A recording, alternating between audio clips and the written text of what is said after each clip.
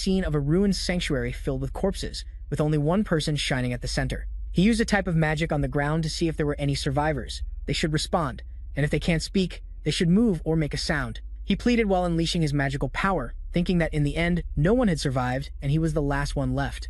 But there was a reflection in his pupil saying that the one who merged the demons first led humanity to complete destruction. His name was the High Priest, a white-haired man who repeated some words in an ancient language. He saved a child from the hands of a demon, taking it far from those creatures. In the battle against the demons from their hell, the wizards from the White Magic Tower followed him. They risked everything for the future of humanity. Without them, no one could do what they did. A female figure appeared in that bloody sanctuary and declared that on April 28th, at 3:12 in the afternoon, she confirmed that the High Priest was no longer breathing. The wizard called that woman Edna, the last dragon in the Observer recording history. Edna's soul a place, she called the master of the White Magic Tower, saying she had good news and bad news. The wizard told her to start with the bad news. Edna explained that the demon army had invaded the White Tower, and in the process, most of the wizards lost their lives, and the tower was destroyed along with the wizards and their research burned. The head of the tower asked about the good news, and she said that the royal forces had arrived sooner than expected. They would save the survivors and his disciples. The man coughed and said it was a relief. Edna wanted to know if he regretted today's lesson. He denied it, saying that for the person he had chosen and brought to his side, he could not regret that decision in front of them. Edna asked if he had anything he wanted to say. The man told her to take care of his disciples from this time on. Because they were young and full of passion, Edna said she would occasionally take care of them.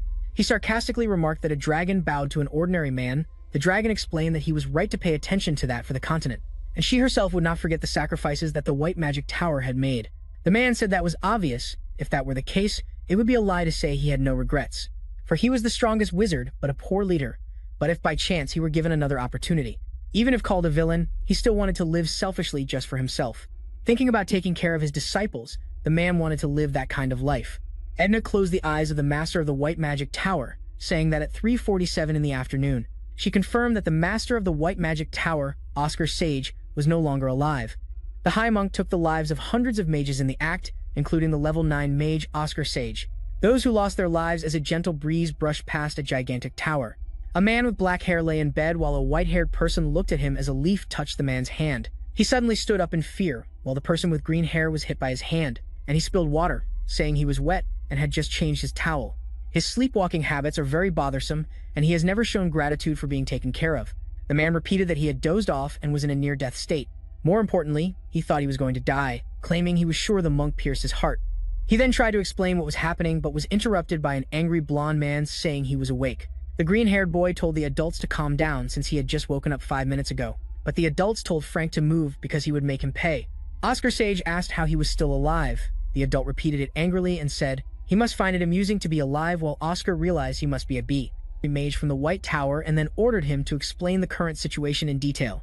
The adult repeated that he was angry about having to explain. He stepped forward to slap him, saying he should think and beg Oscar to ask about the attack. And if it was an assassin set up by evil, using a shield would immediately stop any attack, and the wrist facing the wind would become like straw. He was a low-level mage who never thought before attacking, wondering why the shield disappeared and what kind of terrible magic power it was. The adult moved his hand, saying the shield was good and he wasn't just messing around all this time. He would suggest disciplinary measures related to research activities, and now should focus on recovery, and Frank told him to go his own way. He wondered if Oscar was crazy while the boy trembled, thinking the shield vanished the moment he used it and wondering how long he had slept. Frank commented that Elder Maxim had such a personality and that he had gotten into trouble while Oscar thought about his mana circles. The quantity and purity were both poor. He wanted to know what was wrong with his body and asked what day it was. So Frank replied that today was September 21st and he had been unconscious. Oscar wanted to know if he had been asleep for 5 months, and Frank asked what he was talking about since only 1 day had passed. Oscar said they should call Lloyd anyway, and if he wasn't there, then Gilly or Sasha to find out exactly what happened. Frank told him to forget those traitors and wanted to know why he mentioned the Tower Master's name. So, informally wondering if it's a side effect of forgetting since Lloyd Schultz abandoned the White Tower and became a disciple of the Red Tower, while Juliet Dominic stole and fled with a high-level book. Oscar noticed the air around Frank was completely still. Then he repeated about Sasha being the Road Master, and wondered how a 5-year-old could do that. His friends wondered why he overlooked the number 20 before. The wizard thought some people had such amazing imaginations and wondered why he was angry at a child. But it was entirely natural to see a strange image in the mirror. Oscar wondered who the person in the mirror was, saying he couldn't believe it after seeing, because it had been 20 years since he lost his life and everything had changed so much. Now there were things lighting up the streets and even vehicles passing by. All thanks to the revolution of magical technology. He thought they must have loved seeing this, because even when the world collapsed, they had given up everything and organized. All the information he knew about the owner of this body, Oscar Crushing, was taken by the Magic Tower when he was 10, and now, at 20, he was a level 1 wizard from a declining noble family, but he was a terrible wizard for only being level 1 at 20. So he tried to speed up his progress by buying an illegal potion, and after drinking it, he collapsed. Everything made sense if it worked. It would double his mana many times over, and moreover, his life would be in danger since it was illegal. He had died from overload, but he noticed something different in his body. Wanting to know what it was since he had too much mana for a level 1 wizard, and it was the purest type, still unrefined. Wondering if it came from that illegal potion, but a drop of blood flowed from his finger. Oscar asked what it was. The impurities flowed from his fingertip, fell to the ground, and dissolved immediately. Oscar was surprised to see this, wondering if it was a type of poison and why it was in his body. But he said now he understood because he had a hunch about this situation first. His illegal potion was not the culprit, since a legal potion wouldn't be obtainable, even at a high price. The problem was Oscar didn't know there was poison in it. After thinking about how much liquid had flowed out, in other words, he didn't die from overload, but from poison, and that level of toxicity was so high it had taken the life of a level 1 wizard, and if it wasn't him, it would be very hard to trace. Clenching his fists, Oscar stood up and said he didn't know who was playing with his soul, but as a result, he had a second chance after thinking about this beforehand, dying for a selfish life for himself, and that wasn't a bad start for that, saying that as a payment for Oscar Crushing, he would take revenge for him. In the suburbs of Siren, someone reported that they had received news from the store. Their boss requested to be addressed formally, and the subordinate apologized. But the boss just wanted to know the news, so the subordinate said the stores were destroyed from the inside by a wizard, and the boss slammed his bottle down on the table asking who did it. He explained that the wizard was looking for the one who sold the elixir and asked if it could be Oscar Crushing, but the boss denied. He was just a theoretical wizard and couldn't do that. The subordinate asked what they would do if the White Tower decided to investigate, and his leader questioned whether he didn't remember who ordered them to do that to Oscar. He was wearing a ring from the White Tower that made a wizard from there ask Oscar what could be so foolish as to clearly reveal their origins, and the subordinate quickly turned back to ask who that was. A young man appeared at the window facing them. He reflected that he had been searching for the scent in the jar, and that there were more people involved than he had thought. The boss asked if he really destroyed his store, and Oscar confirmed that he did, but he was curious about what the two were discussing, requesting them to continue their conversation. The boss said he thought Oscar would pretend not to hear anything. He ordered the subordinate to take Oscar's life. The man lunged at Oscar, drawing his sword, while the wizard said if that was the game they wanted to play, he wouldn't back down. Unleashing a cutting wind towards the subordinate, the attack left cuts on his body. His head disappeared. Oscar thought he couldn't believe that was enough. The boss shouted Bart's name. Aiming his weapon at Oscar and calling him a bastard, he fired 3 bullets at the wizard. Oscar remarked that this was a bit interesting using a wind shield since he couldn't feel any mana, and he wanted to know what principle was being used to create such power. The boss shouted that he had stopped the bullet, and Oscar asked about the name since it was interesting, and he would return it to him at the right time, pushing the bullets back towards the boss. They pierced into the chest, abdomen, and legs of the man, causing him to fall to the ground. While cursing him, Oscar approached and said that all sound in the room had been blocked, so no one would come to save him. The boss asked, how could a level 1 wizard chant a level 5 silent spell? And Oscar said he used an audio link to prevent sound from escaping. But he would appreciate it if he answered his question and wanted to know who ordered the attack on his life. The boss told him to stop saying nonsense, but was interrupted by a kick to his face. Oscar remarked that his pride was worth more than his life and that it wasn't bad. Then he felt a kind of magic applied to his body. He began to feel intense pain all over, as Oscar connected the wind to his body. It felt like thousands of needles were stabbing him from the inside, but he said he didn't like playing with other people's lives, so he should just speak up. The man begged him to stop and said he would tell him everything. Oscar agreed and removed the spell, asking him to reveal everything he knew about the patron. His boss said the patron gave him a type of tonic and some money to sell to Oscar at a low price. They accepted it, and Oscar asked what the man looked like. He said he was wearing a hood, so he couldn't see his face, but he was definitely wearing a White Tower ring. Oscar was suspicious of this, thinking it might be a strategy to deceive him, but the boss said the man had a unique scent. It smelled like fresh mint, and that was all he knew. Oscar asked what he would do after taking his life. The boss said it had been hard for the White Tower since it was separated from the 4 main towers, and he didn't know if they were investigating or not.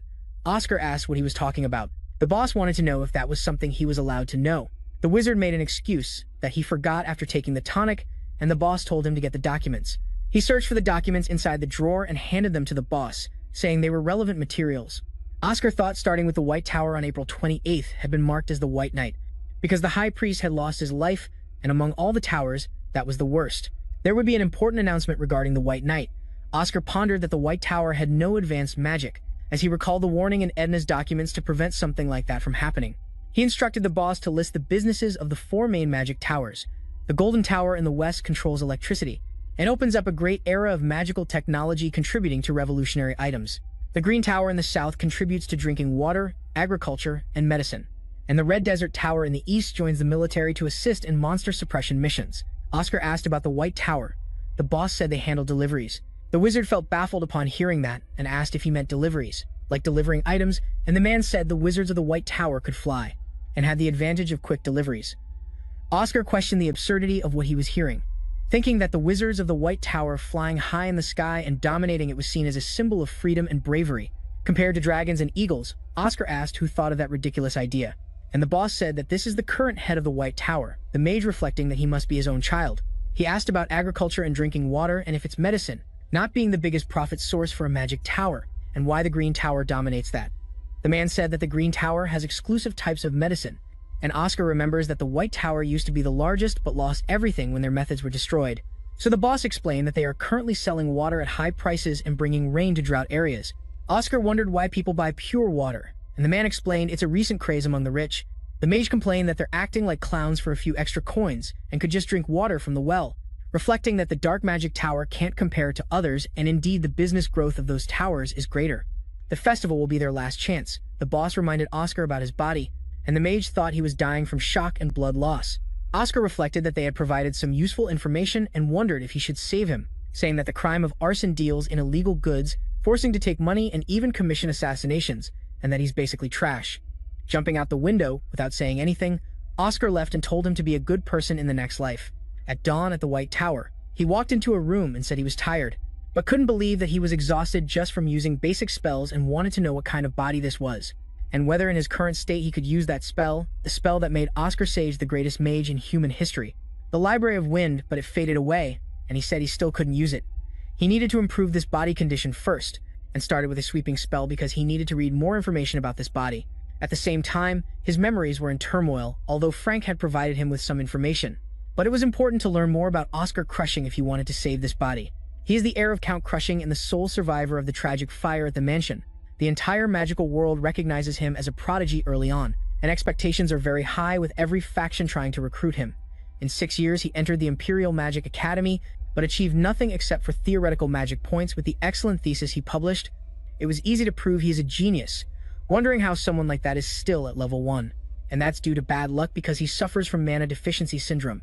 Although he could have been a great mage capable of representing his generation, Oscar repeated about that syndrome, and if that's true, then it makes sense that he is only at level 1, because you understand magic better than anyone else but can't use it. Oscar said the scan is complete, told it to confirm the results and noticed something different since you don't have mana deficiency syndrome. And Oscar, impressed, said it's not an illness, but someone has sealed your veins.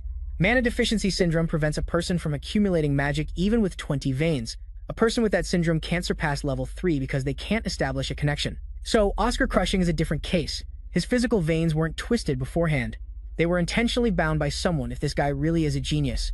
He must have known that he doesn't have mana deficiency syndrome. It would be great if he noted that in his journal. According to Frank, Oscar Crushing is a drunk who doesn't know if he could be a character he deliberately created. He knows someone has blocked his veins and then acts like a spoiled child on purpose. If that's true, it explains why he tried the illegal elixir, because in that situation, he wouldn't trust anyone. Oscar needs to break the chains on himself. Instead, he just needs to connect the links and he'll be able to do it. Found a book where Oscar had completely reinterpreted basic magic. Oscar began to read it and realized something from a different perspective. Some notes mention that the trajectory of the wind strike is boring and the wind shield, a defensive spell, that can be used offensively by analyzing the behavior of weapons. Oscar thinks the concept behind the advanced wind shield is completely different from the idea and principles of a defensive skill.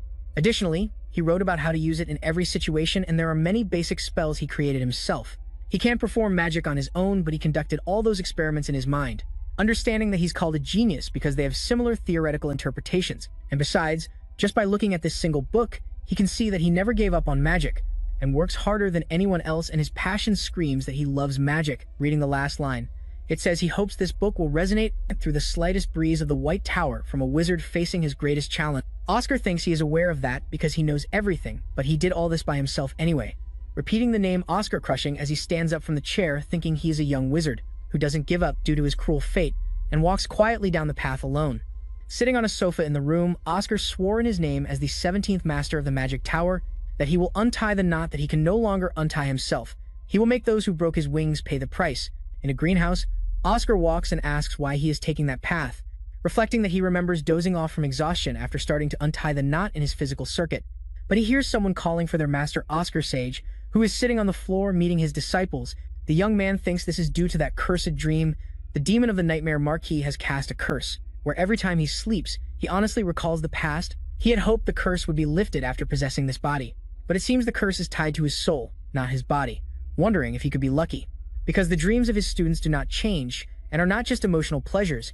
The kids say what the teacher would say, and Oscar confirms, explaining that magic, although physically the same, is divided into enhancement and acceleration, balance, and other types. Lloyd says the White Tower uses the harmony type, and his master confirms, since when is magic at its best? Sasha asks if each magic tower has a preference for types of magic. And Oscar explains how different types of magic have different compatibilities. The Gold Tower values speed the most using acceleration, the Red Tower values fire, so it uses enhancement, and the Green and White Towers use the balance type. Gillett shouts that he wants acceleration type magic because slow things are annoying, and Oscar says unfortunately he can't choose, it's innate. Sasha asks how they know what they were born with, and her master says it's easier than she thinks, asking her to stretch her index finger and use magic. The girl says this is her first time using that spell, and it will take a little time, but her master does not rush her, so she uses the magic and says something is coming. Oscar says it's the harmony type. The girl asks if it's like her master, and he confirms. She smiles and says she likes it. Juliet tries to do the same, and his master says, as you wish, it's the acceleration type. The boy starts celebrating, and the master calls Lloyd. Sasha says it's a beautiful flower, and Oscar explains it's a special type. Lloyd asks if he can change his type once determined, and his master says it's a rare type with under 1% of magicians, and asks why he wants to change. The boy says he would like to have the balanced type like his master, but his master starts mumbling, wondering what he should do, because he wants to give Lloyd a significant number of private lessons and wants to know what he would do if he gave him a new type. The boy recalls his personal lessons, and his master confirms it, because special type mages need more attention from their teachers. The boy says being special isn't so bad, but his master had to promise, so they made a pinky swear. And Oscar thinks about the kid Lloyd, since his nickname is the Promised One. But no matter how hard he tries to grow up, he's still just a kid. A radio starts playing beside him, announcing that this is a message from the radio calling Mage Oscar Crushen, who needs to go to Lab 4202, and he wonders how long he's been asleep, because he has 8 physical circuits left, plus when he unlocks his mana circuits. He now has 2 mana paths and is level 2, wondering who thought he'd be happy about reaching level 2. And Elder Maxim asks how he feels. As Frank says, he seems better. Oscar approaches and confirms while the Elder nods, thinking that this Elder is really his junior. When Maxim Bisk was 45, Oscar thinks that Maxim entered the tower years after him. But now he's old and an Elder, still honest and hardworking, so he'll have a good future. He often followed him, calling him Senior and then Master of the Magic Tower. This makes Oscar find it cute how hard he works since his magic reflects his former age. And Maxim asks what he's laughing at, but then says he received a report about the family of Director Gordon, and he's acting like his boss is dying. Maxim asks if he has anything to say about that, but Oscar declines because he doesn't know the reason for his death. However, it happened because he tried to take Oscar's life. The elixir was poisoned and there were bribes aimed at assassinating him. Maxim asks if that's why he did it. Oscar confirms, saying he tried to talk, but they tried to kill him, saying the money was completely legal. The book containing the contract proves it, and Maxim says he understands because it was self-defense. Oscar says he is very grateful, but requests a personal favor from the Elder, saying he wants to meet the leader of the Magic Tower, and the Elder closes his eyes, saying that's not hard. Because he expects to have magical discussions with her, Oscar thinks he wants to discuss magic with Sasha, and the Elder says he can meet her in 6 months. The boy is very shocked. Thinking it would be the night before the festival starts, Maxim explains that she's on a business trip handling an important mission, and Oscar wants to know why the Tower Master is doing such a small mission.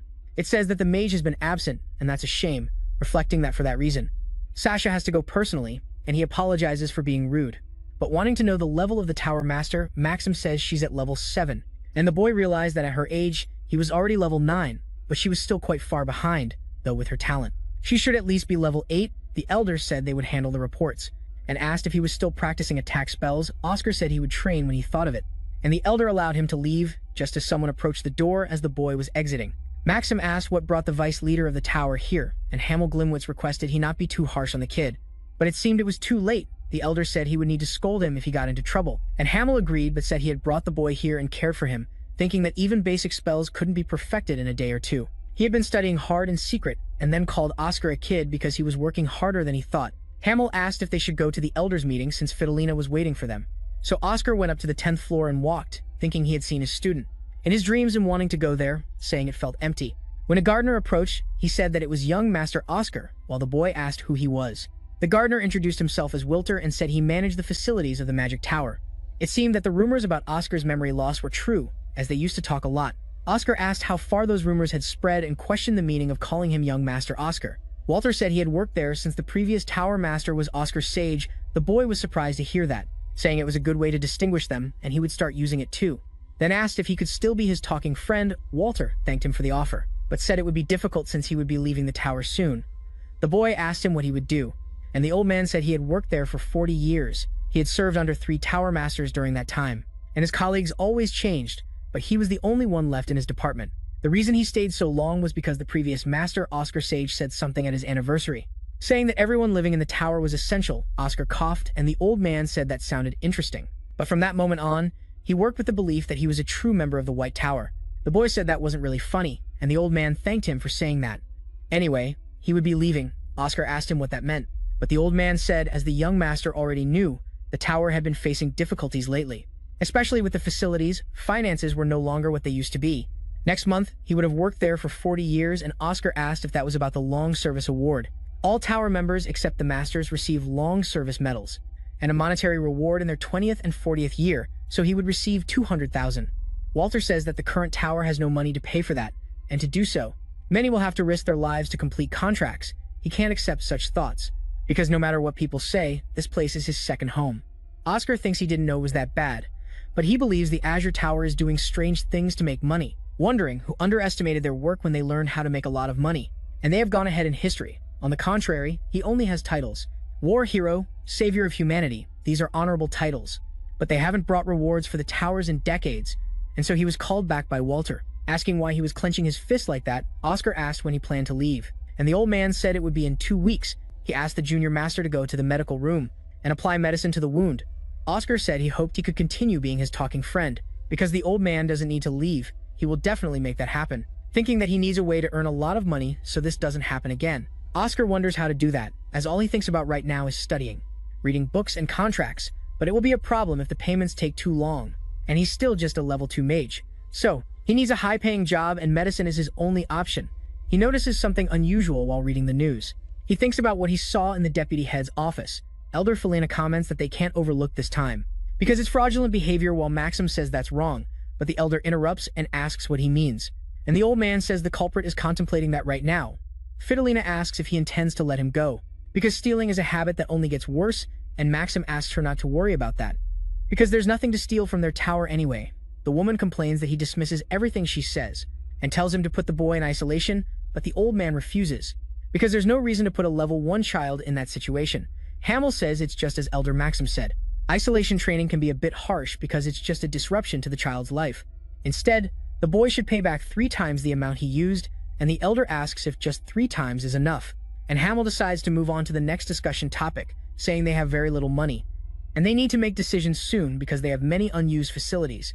And if they sell the pharmaceutical production equipment, they could live well for at least 3 months. Hamel says he won't allow that, and the woman calls the deputy head. But he said this is a magical tower where witches come to learn magic and share knowledge. So there's no fresh air in a closed room, and they can't sell their future to satisfy their current hunger. The elder asked if they have a future, since they've been waiting for it for 20 years, and Maxim shouted her name. The woman told the deputy chief to be honest, because even if there was a genius at that level to save the tower, he wouldn't come to them. Hamel tried to say something but was interrupted. The elder turned around and asked who they were since they were in a meeting, and the old man told them to come in. Oscar greeted the elders and introduced himself. The deputy chief asked what he needed, and Oscar suggested something because he wanted to start a business, and the elder shouted about that because it was really funny considering he just stole research funds just a few days ago, and now the witch wants to start a business. Oscar said he found an article while reading old newspapers, and mentioned that the 20th district is under quarantine due to a terrible flu outbreak.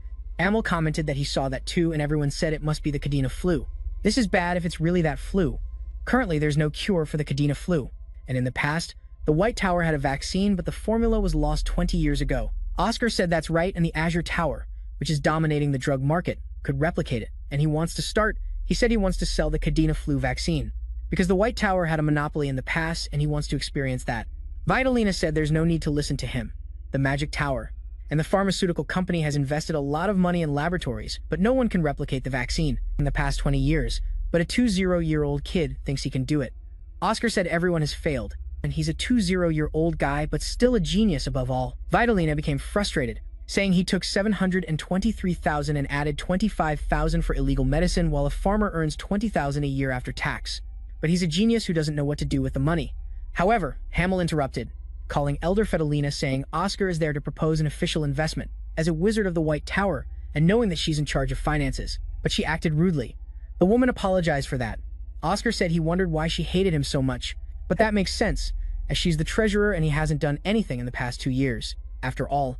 But he said he's sure about this and asked the woman to consider it, thinking the owner of this body and himself are different. Hamill asked if he was sure it was the Cadena flu, and Oscar confirmed, asking him to check page 2 of the newspaper.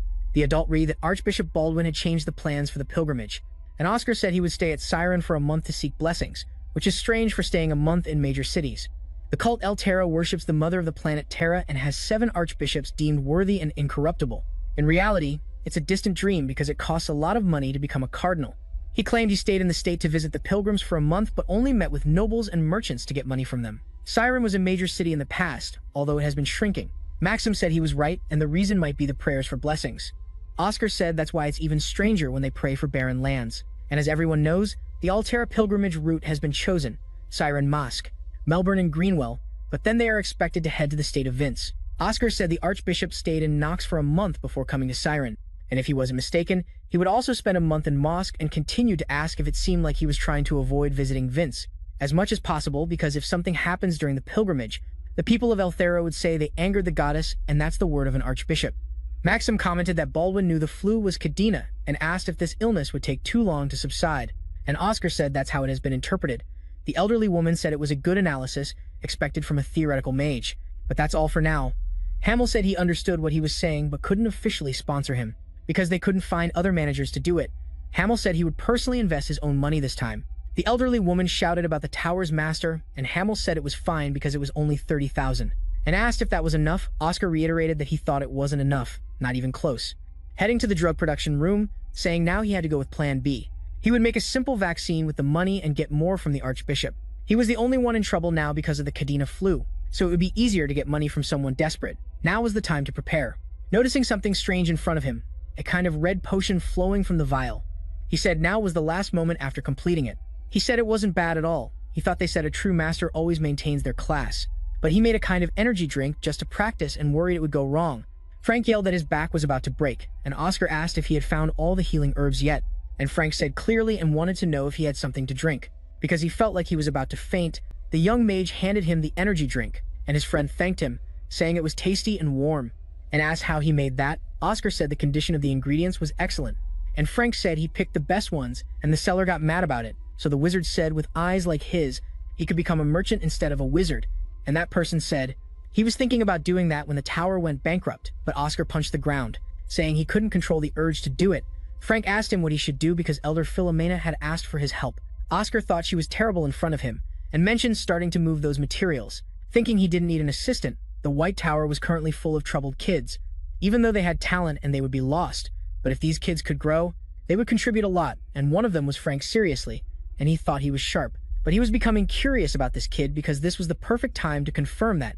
Frank said they were buying those herbs, but they were poisonous, the valley lily, red camellia, ghost mushroom, and myrtle leaves. Oscar said just because they were poisonous didn't mean they couldn't be used as medicine, and asked if he knew that. But Frank said they would soak the herbs for 12 hours. He said he was right, except for the issue with that method, because nutrients would be lost in the process, asking if Frank knew about the buns from the Yan dynasty, and the boy said yes, because he had seen them before. And to make them, you need a smoking tool.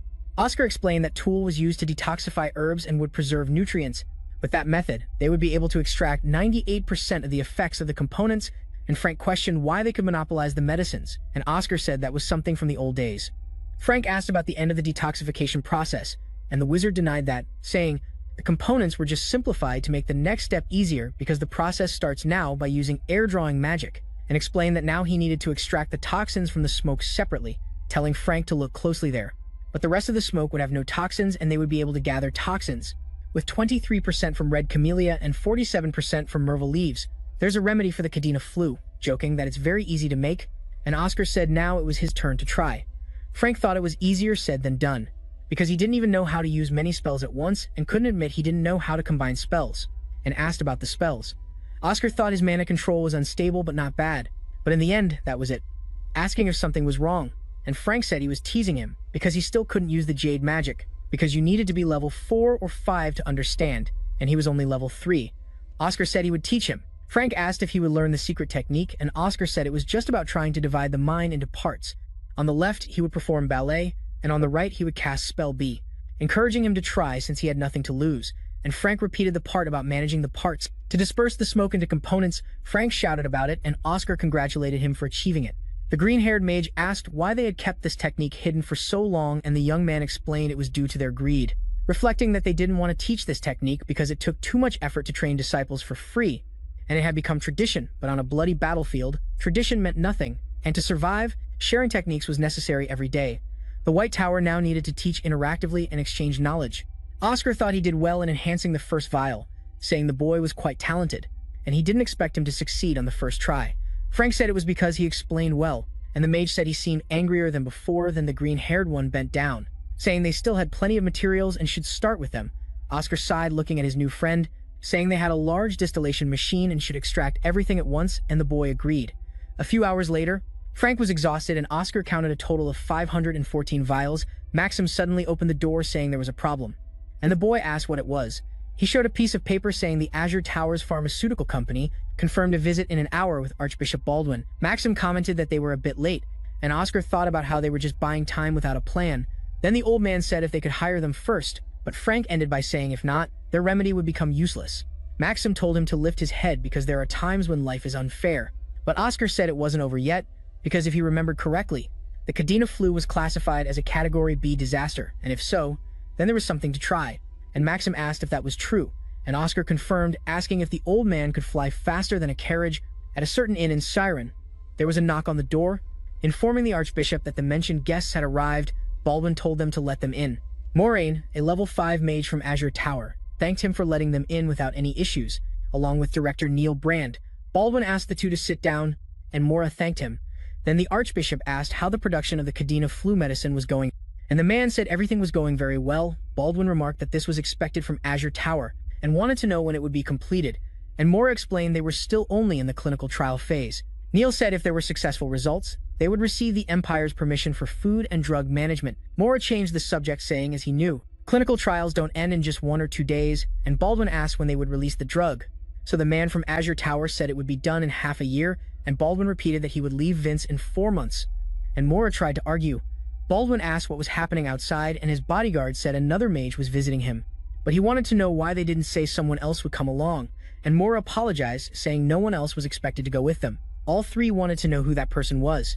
Oscar opened the door, saying if he remembered correctly, Elsia was the organization's welcome, introducing himself as Oscar, crushing a level 2 mage from White Tower, and he was there to make a good offer for him. Baldwin asked what brought him there. Oscar said he was there to sell the Cadena flu cure.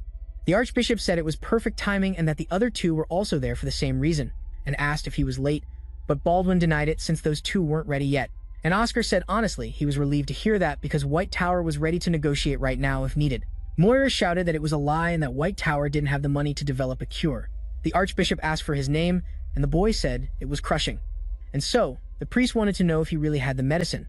Oscar asked how he dared to lie to an Archbishop of the El Terra organization, opened a box and said that inside was a sample. Baldwin asked if they would proceed with negotiations.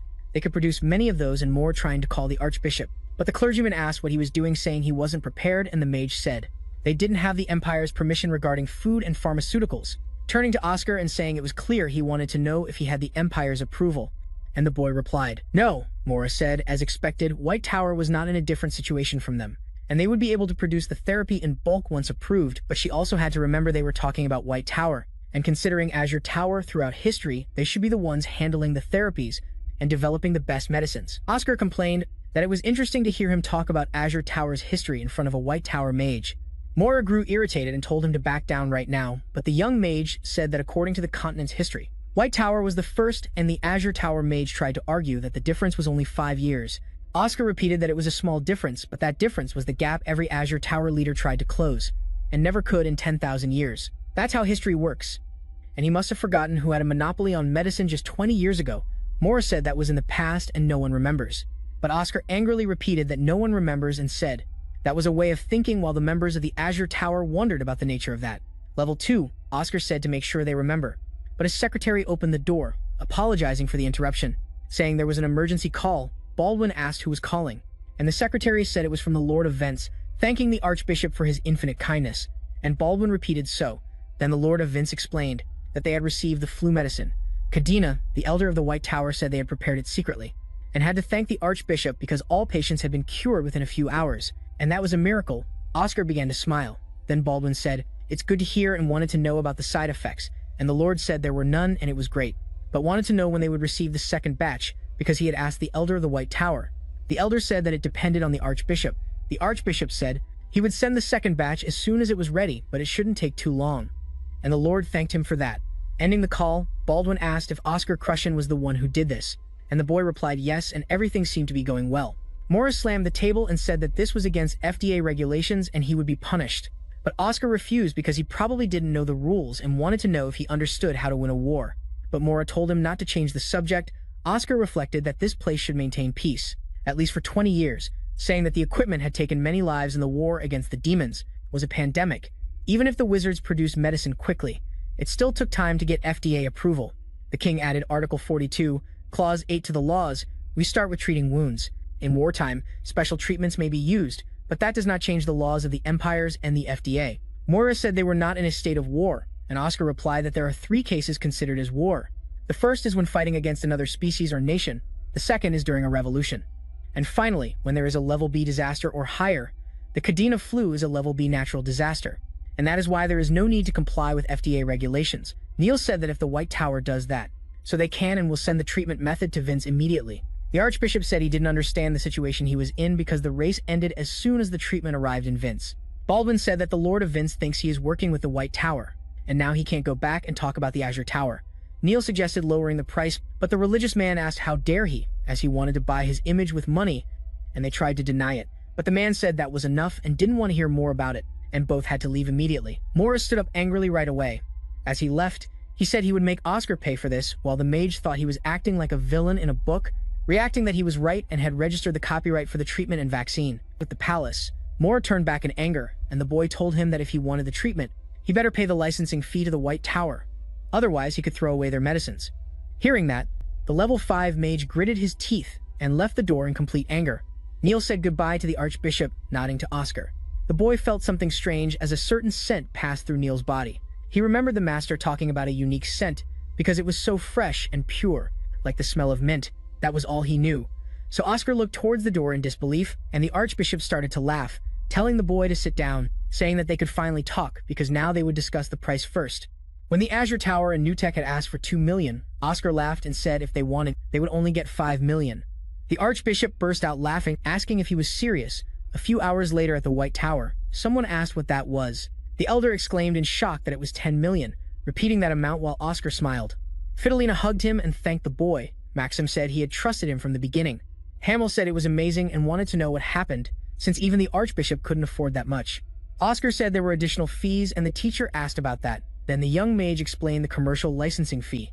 Hamill asked about that, and the boy confirmed that the official announcement from the White Tower could be a revelation, to quickly prepare the antidotes, but because he aimed for the cardinal position, after receiving a revelation from Mother Earth, the title of Archbishop could be appealing to him. Oscar said he liked that and wanted to pay 1 million for the contract, and in return he said he would send the vaccine and antidote within a week. Amel said that was unbelievable due to the disciplinary action, demanding 3 times the value of the stolen amount, but he had brought back over 400,000 times that amount, stating that the disciplinary measures would stop there and asking if anyone opposed, and Fidelina agreed. So the Vice Master said that if Oscar needed support, he could come to him, and the boy said they needed to bring in 4th level mages or higher as soon as possible. Hamill agreed because she would go out to look for volunteers and asked Elder Fight Lena to inform, along with the magic tower. The woman asked what she should say. The Master explained that she should mention that the potion production was looking for mages of level 4 or higher, and they would be paid and receive a meat meal a few hours later in the potion production lab. Some mages gathered around because they were interested in the meat and said that was awesome. Oscar clapped and called the senior's attention. asking them to listen. Everyone continued to ignore him even after that, but the mage snapped his fingers, activating a sound spell, and the seniors asked what that noisy sound was. Oscar asked everyone to pay attention to the reason he brought them there, was to create antidotes for the Cadena flu vaccine, and he needed their help. The students wondered why it was the failed genius, and if it was another scam related to medicine. The boy was shocked by the rumors. He asked Frank if they didn't like him and why, but Frank said he should think about everything he had done so far. Because his personality was annoying and arrogant, he had wasted the tower's resources, not researching anything, and all he did was drink. Oscar wondered if he really was like that.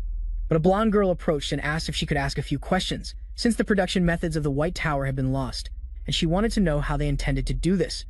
Oscar said they had restored the methods, and the students continued to gossip while the blonde girl asked if the effects of the antidote had been proven. Then Crushing confirmed and said that the contract with the cult had also been signed, and the blonde girl said that if it leaked, its value would be a fortune. The meat would become a joke, asking if he really trusted them enough to share such valuable information. Oscar replied that honestly, he didn't even know why they were still in the tower. The blonde girl asked if that was the attitude of someone asking for help from seniors, since he was just wasting her time and she didn't know the intentions of the others, with what this amazing genius was saying, but no one there wanted to hear that. Oscar said he knew exactly what each of them had given up for the White Tower. The blonde girl was surprised, but the wizard read her information level. 5th level wizard, Lena White, 25 years old, who had 7 organizations try to recruit her because of her judgment talent, but all had failed. He began to mention other seniors like Harak Dryan, 26 years old, and Descartes Rin, same age. Finally, he talks about Sophia Rose, 23 years old, skilled in alchemy. Oscar says that others besides those he mentioned also received similar invitations, and if such an invitation came to him, he wouldn't know how he could refuse, but none of them are abandoning this place. Lena asks if the elders know everything about this secret meeting. Oscar confirms they have no other choice if they plan this because none of them want to be a burden to the students. The White Tower is currently facing the coldest winter it has ever experienced. In this situation, they all choose to stay in the cold. If he can't trust people like them, he wonders who he can trust, but if they don't like it, then there's no reason to help. Frank complains that he's just pretending, but Oscar continues to say that the juniors have to work. His friend yells that he's talking about him, and Oscar tells Frank to hurry up because he just needs 2 of them to get started. Lena stares at the boy while wearing safety goggles, then she coughs and steps forward, and asks if she should wear these safety goggles. Eric asks what they need to do to get started, and Sophia tells the others to start right away. Frank says he must be dreaming if he thinks Oscar can convince everyone just by talking, and the wizard says it's not that bad. But he prefers to remind them beforehand that the meat won't be pork, and the students start guessing if it's chicken or rat. The wizard says it will be beef, and everyone cheers in excitement. And so, vaccines and antidotes have been created, reaching 140% of the initial target.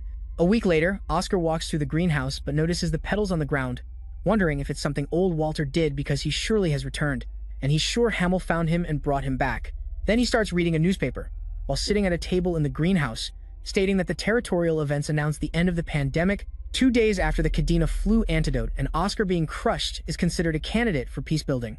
The boy thinks everything is going according to his plan as Frank approaches, calling his friend, saying it's unbelievable because vaccine orders are skyrocketing, wanting to know if he saw that list with the desert territories, orders, and even the royal where millions no longer mean anything. And Oscar says people need the vaccine. Frank says the fever will cool off. And the wizard says he's smart for knowing that demand is limited. The green-haired guy asks who will buy the vaccine later because it will take years. Oscar replies that he doesn't need to worry about money because he has prepared the medicine for every level of demand. And Frank shouts loudly that he actually has a plan. And that's the tears of the stars you hear in the crushing rumors, saying no. Because the types of pills they will sell are low and medium quality, and it's not time yet.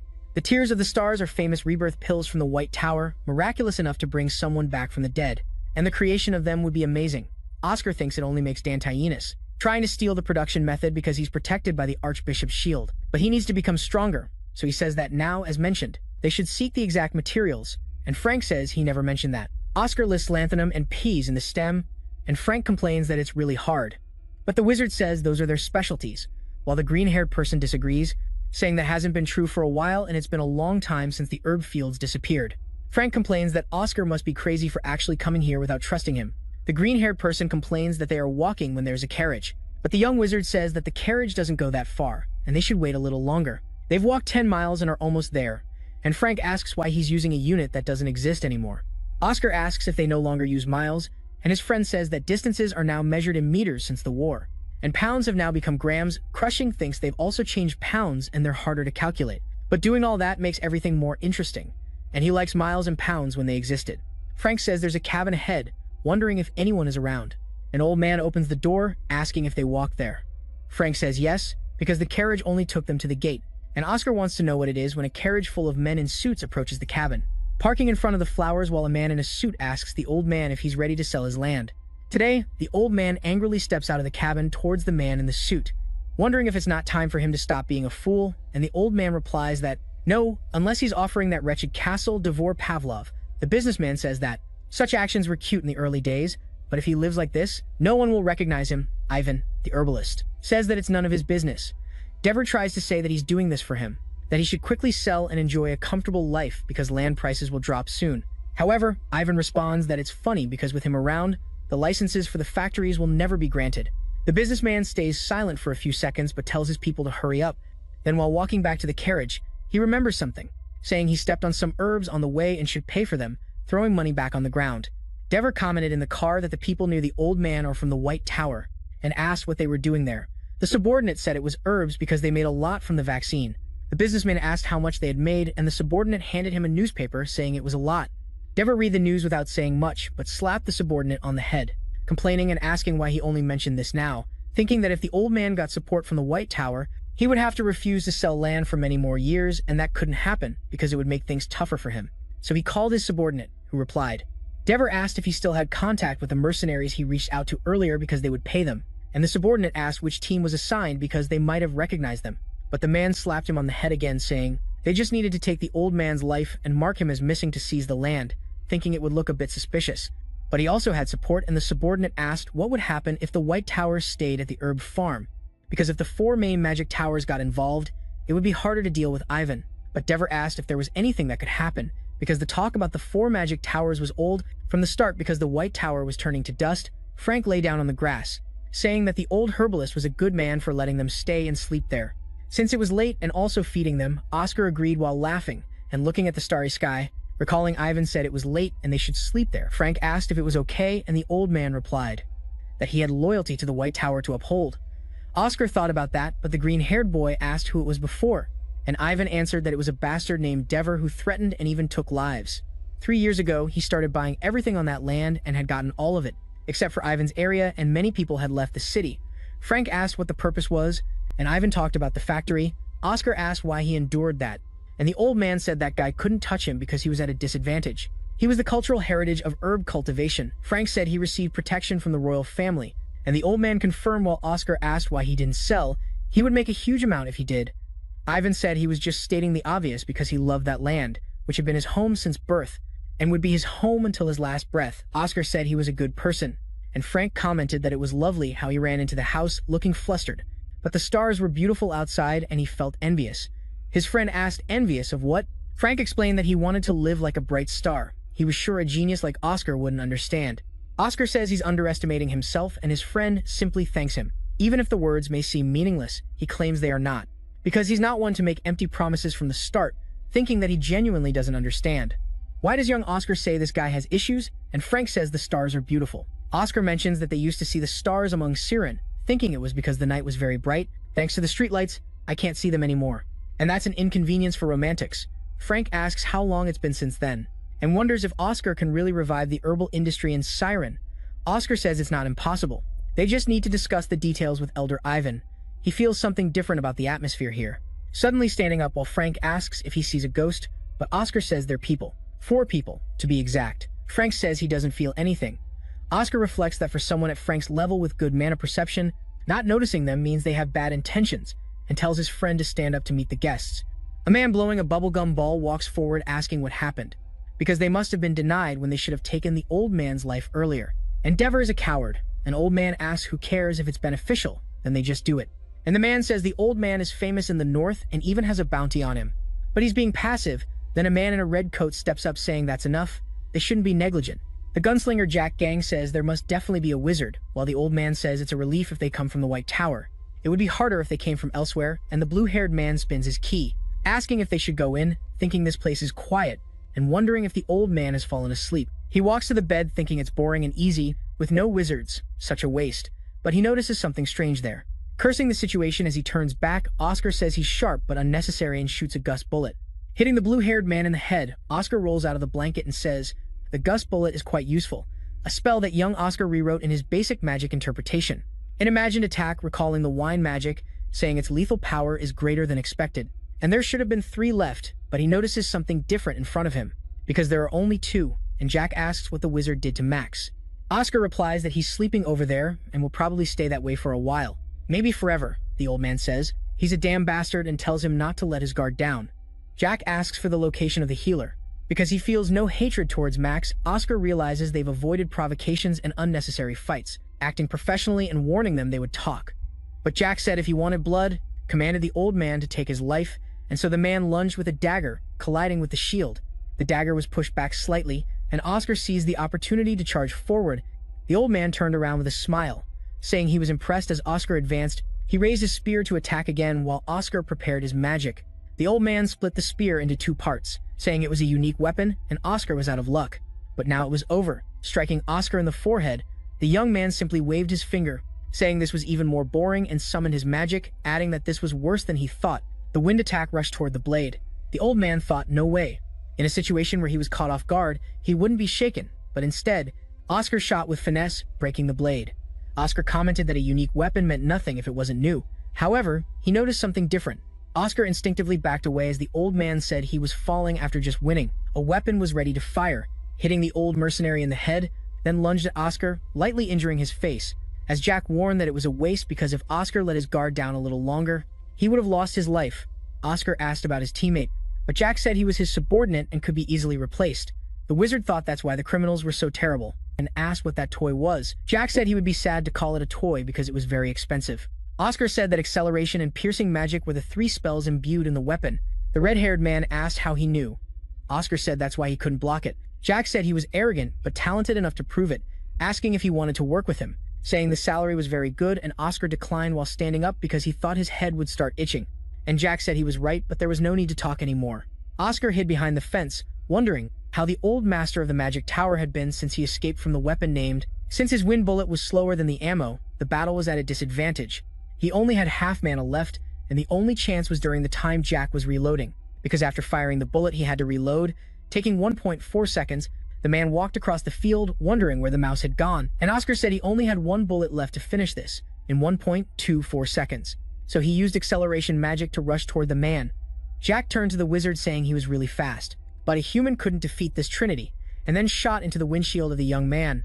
Jack said it's over, but his bullet curved around the shield as Oscar continued to advance towards the man. Jack wondered how that was possible since he shouldn't have been able to dodge the bullet with the acceleration magic, wondering if it was because of the shield while the young man pointed towards the man's forehead. Jack asked how a low-level wizard could do that. Oscar wondered if he would understand if he explained it, then sighed deeply about what had happened since he had used a piece of annoying equipment earlier, wondering if they would call Trinity the 3 spells attached to the weapon. And his weapon was unimaginable, as it would be very hard for Oscar to fight against it any other way. Since he had used friction to reduce the durability of the magic on the windshield, the outer layer was flexible and the inner layer was hard, so the bullet couldn't penetrate the barrier, and if that hadn't worked, he would be the one lying on the ground. So when he returned to the tower, he would study how to use magic in modern weapons, feeling the limits of his frail body. Because clearly, he needed to save Frank safely, and Ivan before that. There was a guy he sensed from the start, and since he had dealt with 3 of them, he hoped Frank wouldn't get caught and could wait a little longer. The wizard told the elder to go ahead, and Ivan asked about him, and the young man replied that he was a bit strong because he couldn't fight him properly there, but he would catch up soon. Ivan agreed to the request and told him to be careful. The mercenary asked if he liked the goodbyes, and Frank wanted to know if he wasn't pursuing the old man. The bandit said he had sent the old man thinking he could survive since he was his target, but he was curious why people feared the wizards from the 4 main magic towers. Then he drew his sword and said he wanted to take the wizard's life first, charging forward. Frank shot several wind blasts at the mercenary, but they were blocked by a slash from the man's sword.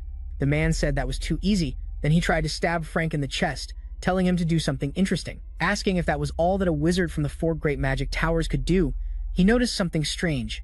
As he felt his sword pierce through something non-existent, there was something odd when Frank gripped the sword, creating a wind strike right under the man's neck. He fell to the ground as Frank apologized, saying that his body was a bit different, with a strange sound in his chest. Frank reacted in surprise as the body fell to the ground. Oscar observed the fight from afar with his weapon, thinking that Frank was a special kind of wizard and that it was the wind god allowing Frank to turn any part of his body into wind. Because physical attacks had no effect on him, This kind of ability couldn't be defeated without magic or an aura blade. He only read about this in books, and those memories came from the 7th Master of the Tower, a special wizard with innate magic, but he never thought Frank could have it. This caught his attention, Frank asked when he came here, and Oscar congratulated him for doing well, as he had been worried, but he asked where Ivan had gone for Frank to win like that, and the young man recalled the old man asking him where he was when he should have been back. Oscar reflected that if he trained Frank properly, his abilities could surpass dozens of high-level wizards, so he explained where Ivan's energy came from, and the old man thanked both of them, saying that without them, he wouldn't see another tomorrow. And Frank wondered about what he did since it was all Oscar's, but the wizard denied it, because he had lost to the swordsman, and without Frank, everyone would be in danger. He repeated something in Latin. Frank felt embarrassed hearing it, saying that everything was over, but Ivan didn't completely agree, because Devoir isn't the type to give up easily, and if the assassin doesn't work, he would find another method. Frank asked why he was so obsessed with that land, and Ivan said it was the best and largest land in Siren. The fertility of Siren has decreased over the past 8 years. Magical engineering factories have emerged and dump waste into the rivers daily, making the land worse, as the fertility of Siren's soil cannot recover. He has no energy to grow herbs. Oscar said he had a question for the old man. He wanted to know about the loyalty he held to the White Tower, mentioning the promise of the 4th Master of the Tower, Reynold A's, and Ivan asked if he knew about that. That was a story from the herbalists of the past. Their perception of them was very different, and they were called witches because the herbs that had no effect were known. They boiled them in pots and sold them, so the healers stayed away from others and lived a nomadic life. But a savior appeared before them, a renowned figure in their eyes. The 4th Master of the White Tower, Reynold A's, told the herbalists to come to Siren, where it would become their eternal home and that of their descendants. Oscar added that they wouldn't be seen as conquered there. Ivan said he had said something truly moving, and the boy said he had read about it in a history book. Reflecting on the old book of the Tower Masters, the old man said that afterwards, herbalists from all over the continent began to gather in Shuren, and it was the first time the nomads had a home. The White Tower had given their ancestors a home and pride so that they would never give up the White Tower. Oscar looked at it without any reaction, thanking him for his efforts. Throughout this time, saying that the White Tower would stand by him from now on, Ivan asked what that method was. Because if the royal family thinks they've attacked a cultural heritage of humanity, they will act immediately. But they can't leave because the royal family is slow, and if Devoir attacks with full force, but Oscar interrupted, saying the royal family will act quickly since he's signing a treatment contract for the flu. With the royal family at Devoir Powell's office, he ordered his staff to hurry because he had messed up the job badly. It's heading for bankruptcy. And after they flee, his subordinates will be in heaven. But then the door was kicked open, and some soldiers ordered them not to move. The captain introduced himself as Walker, the supervisor of the royal family's Ministry of the Interior, and said he must be Devoir Paul because he was arrested for attempted murder and bribery for the crime of unlawful appropriation and damaging cultural property. Devoir said they had the wrong guy and he was a good man, but Walker told him to shut up because they would be the judges, that the man in the suit thought he couldn't handle this himself, and if he could contact that person, he would be able to get out of here. He asked if the guards could give him some time to smoke. Walker was silent for a few seconds, then ordered them to cuff him and take him away. Deaver said he was mistaken because they didn't know who was behind him, and Walker replied that he really didn't know, but the one behind him was the Emperor, asking if that person was more important than his lord. Then they took the cigarette from Devoir's hand. Walker smoked a cigar, saying that the damn criminal had good taste, and his subordinate said he had a question. He wanted to know who that man was that made them act on such a day, but Walker just said it was an order from above because their emperor truly loves the White Tower, and this is a matter between adults. He didn't know why he loved them so much, if they were indeed heroes, but it's been 20 years. If you release a bird with broken wings into the sky, the only thing that changes is the speed at which it falls, and the White Tower doesn't deserve that kind of treatment. Then he asked his subordinate how old he was, and he said he was 23, so Walker said he was only 3 years old back then, saying he was 12 at that time, the moment humanity gained freedom after defeating the evil, wondering what the existence of the White Tower really was, because the highest things he remembered no longer met his expectations. Then he said they should leave soon because they had one more place to visit, and his subordinate complained that he thought this was the last stop of the day, but he wanted to know their destination, and Walker said they would handle it and go home, because they were heading west to stop the factory's waste, reflecting that something had been added to his mission, and he doesn't know about the White Tower. Oscar is extinguished and Frank is serious, but he will repay them for dealing with the Shooter Jack gang. His subordinate asks if they can buy food on the way, and Walker says no. Oscar congratulates Frank for a job well done, and Frank asks if they can have a drink, but the young man says they have to report to the deputy leader. Frank tries to speak, but the deputy leader calls Oscar from behind, leaving the green-haired boy stunned, saying he had a plan, and then suddenly walks away. Hamill says he has seen Frank, but it could be a mistake, and Oscar replies that the deputy leader was right, But he went to do something important. The old man says it must be something urgent as usual. And the young wizard has dealt with a big issue again this time because he heard reports in his office. And Oscar says he was on his way, so they decided to go together in the elevator to Hamill's office. Oscar wonders if something is wrong. Hamill asks if he has heard anything from Frank. The young man says no, but wants to know if something is wrong. And the old man explains that he received a message from the Sirius family, saying they would bring Frank back. Oscar asks if he has agreed to leave the White Tower yet. Hamill says they talked to him, but he still doesn't know the details about it. There's a knock at the door. Frank asks if that's Grank and tells them to come in. Oscar asks who Grank is to the master of the largest trading company in the Empire, and Frank complains that he has heard everything. The wizard asks if he intends to leave the White Tower, and the boy apologizes for not saying anything sooner, but he needs to return to his position and help the company until he gets married. Oscar asks if he has started dating yet, and Frank says she seems like a good person from a good family. And she's beautiful, so that's fine, but Oscar says that's not the issue. But if he's really okay with giving up magic, Frank asks what he can do since that's his only talent. To be honest, he thinks he's special, but he's one of the weakest in the magic tower, and at least could become a serpent's head, but since that's not the case, he knew he couldn't stay there and understands the family's perspective on returning. But Oscar calls Frank back. He asks why he calls him in such a strange way, and if it's because he called the tower weak, but Oscar says he has talent, warming Frank's heart to hear that, and thanks him for hearing from a genius. As he leaves, and Oscar asks if he wants to try becoming a serpent's head, but someone enters the room and calls Frank. The man asks if Oscar is his friend, saying he will give his brother 5 minutes to meet him quickly, because he will wait to continue with the goodbye, but Oscar asks how much he wants for Frank to stay in the tower. Frank asked him who he was to say that, and Oscar introduced himself. It made the man realize he was the wizard who made the medicine, so he introduced himself too. I'm Grank Sirius, the brother of that idiot. Oscar said he would make a proposal, but Grank said he was too reckless and heard that Oscar was a genius, asking if that was the reason, and he had to be bold to attempt a deal with the Sirius family, to which Oscar replied that there would be no harm for either side, because he would make Frank one of the best wizards in the tower in just 2 years, and in the long run, it would be a huge benefit for the Grank family.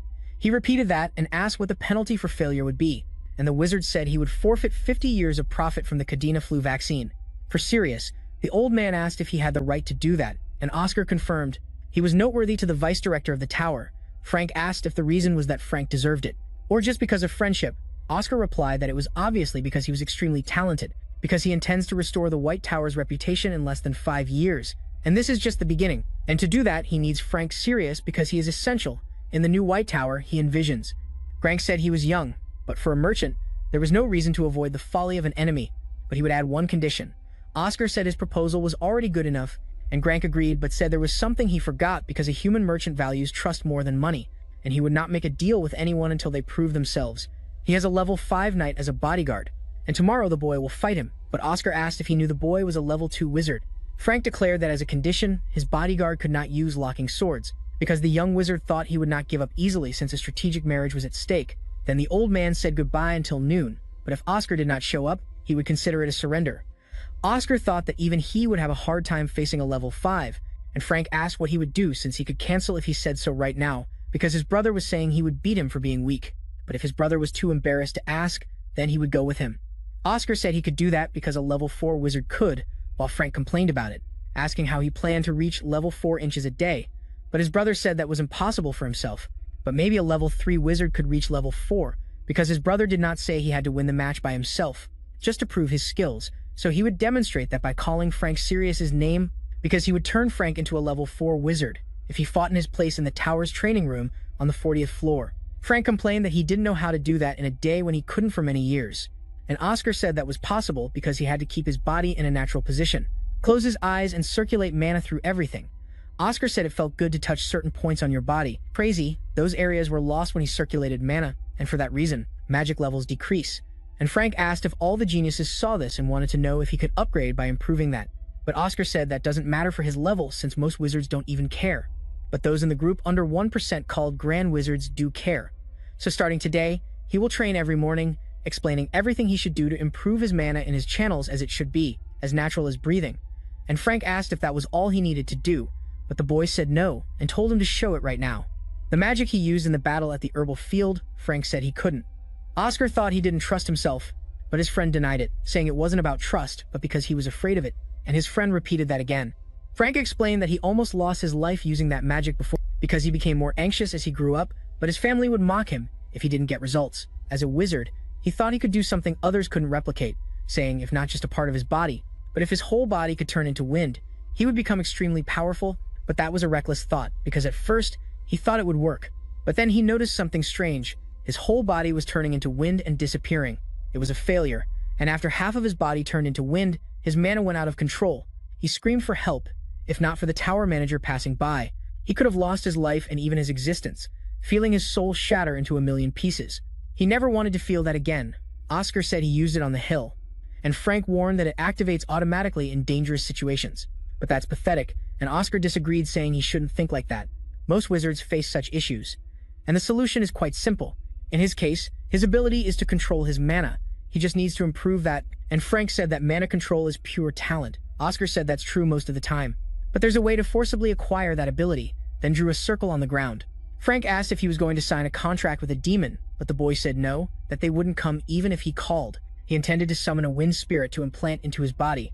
Frank introduced himself to the wind spirit, asking it to show its purity within him, but nothing happened. And Oscar said that his compatibility with the spirit was poor.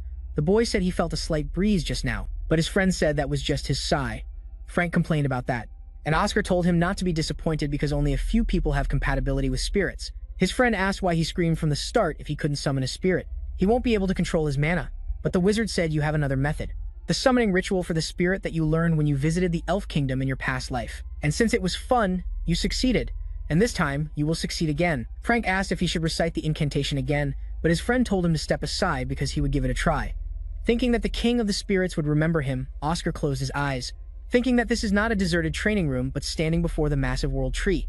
And you called the wind spirit, telling it to come to you, while Frank wondered what it was and if he would succeed on the first try. The wind spirit asked if it was the human who summoned it, as this was the first time in 27 years it had been called.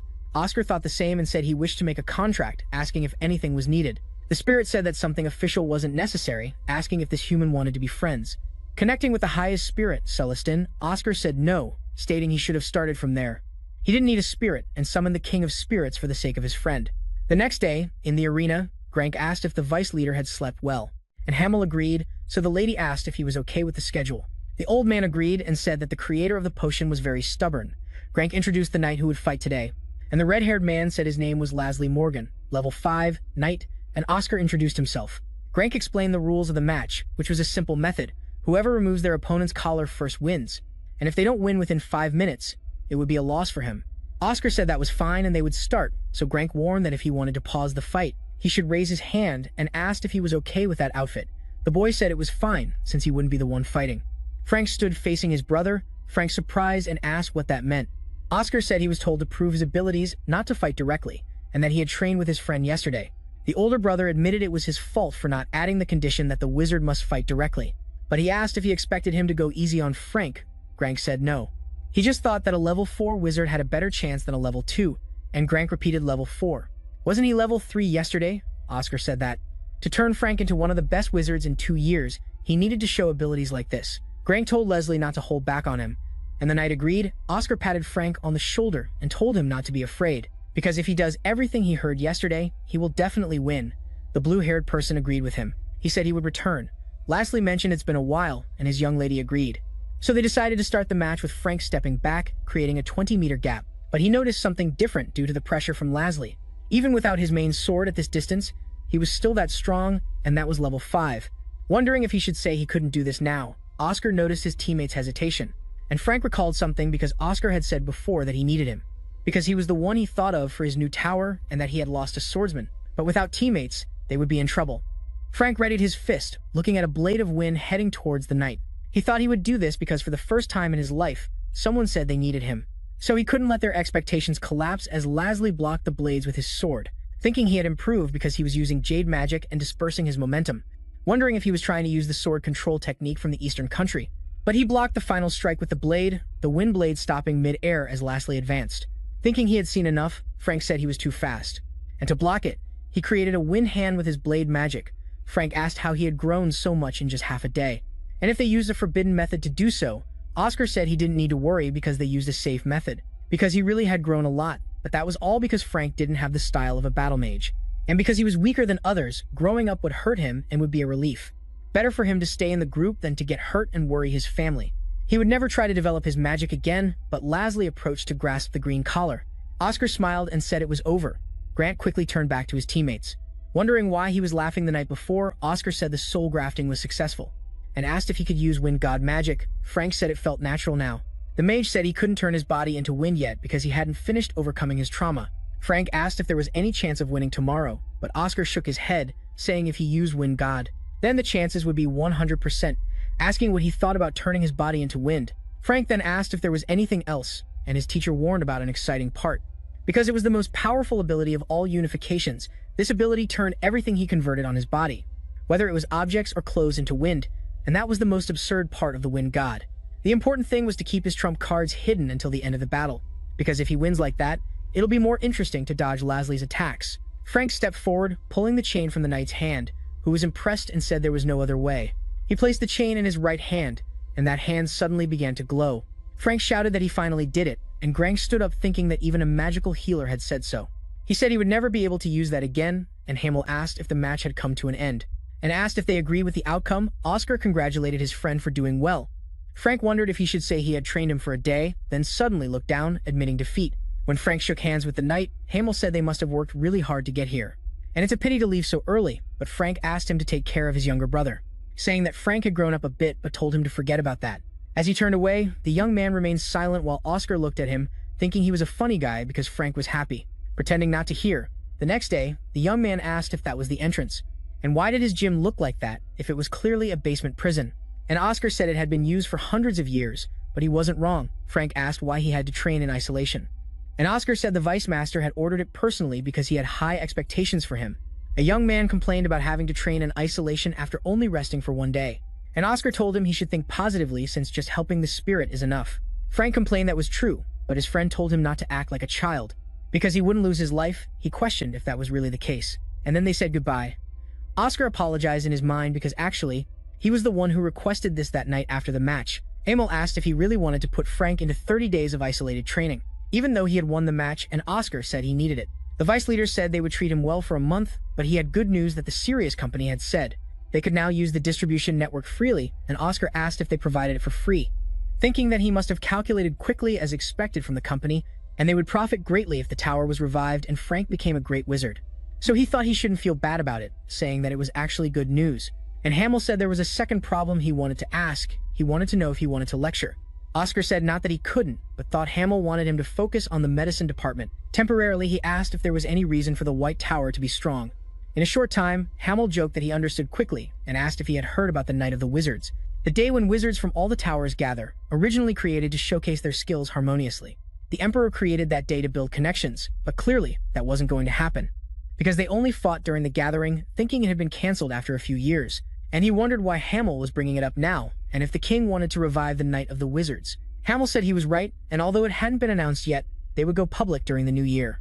And he felt something unsettling from the Black Tower, because if they still aimed to become one of the 4 major towers, there was a high possibility the White Tower would be attacked, and he felt uneasy.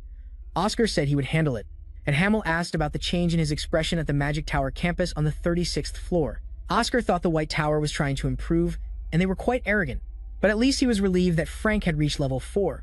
A ceremony for a low-level spirit was a great idea, and he was very grateful, thinking that a demigod could remember an ordinary person. On another day, while summoning a spirit, the spirit asked who was summoning one of them to sign contracts for the others, and Oscar told it to calm down. Called for Salafrian of Silence, asking him to let them know that the White Wizard had returned. The spirit said he was quite bold to speak the name of the Soul King, but butterflies began to form in the area. The spirit asked who he was for summoning the King of Spirits with just a command. Oscar said if he told, it wouldn't be interesting, and asked if he could do this. And the spirit said the queen allowed a simple graft without a contract. The wizard said that was enough thanks to her, but the spirit warned that she had told him to remind Oscar to keep his old promise. The young man thought she didn't need to worry, because he would keep it and save many families of the White Tower because of that, but he would pay back with interest, with a presentation about reinterpreting basic magic, but before that, he needed to take care of his family. A man in a suit walked by, saying he recognized many faces, and thought they had all died since the last time he saw them, asking if the presentation was for level 3, since he didn't see anyone above that, and his colleague asked if it was because it was a basic lesson, and the senior wizards were busy. A girl said perhaps that was true, that the White Tower had more money, and she heard the lecturer was invited by the Vice Tower Master himself. That place was also under the Empire's supervision, and her colleague said the lecturer must be important, and she couldn't wait, but someone told them not to make him laugh, because doing this in a lecture hall, no one uses this speaker is Damien with pride, the only son of the proud nation. The girl remarks that Damien is being too negative, but the boy says it's an investment and prepares a lecture like the other magic towers. It won't just be about reinterpreting basic magic, asking if he can't just look around at the 32 people there, because only one of the low-ranking people didn't come, and that would be a great lesson, as he said. So he's sure that the level 2 geniuses will also come. But something interrupts the conversation, silencing the room. The blonde boy thinks he can't hear anything, and all this silence, Oscar walks into the room saying it's nice to meet them because from now on he is the lecturer who will teach about reinterpreting basic magic.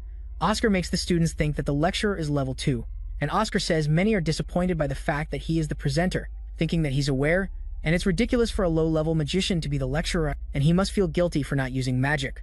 Oscar says if any of them have regrets, they can leave right now, because they are no longer students of the academy under the master's control. But he has one condition. They must prove their ability to show they don't need to learn this, and the time limit is 10 minutes, and during that time they have to say they won't attend his class, asking if that's a real test. The students complain because he made them unable to speak, and now telling them to do this, and that it's a test because he's level 2.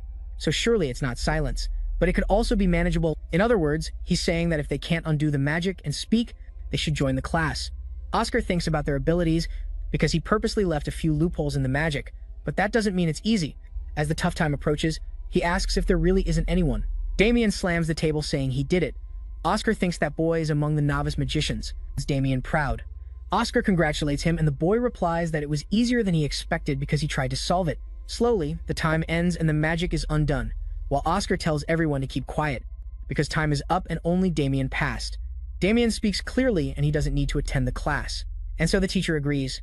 The prince thinks he let him off too easily, and genuinely curious about what he will learn in this class, Oscar thinks he's still a kid, and he can see everything he's thinking. So he says he will receive a reward for being the only one to learn a spell, asking which basic spell he likes the most, and Damien says it's the wind slash. So the teacher told him to experiment, and the students grumbled that it was a hassle when he used his magic. When asked if that was enough, Oscar said it was good and he would teach him a wind technique today.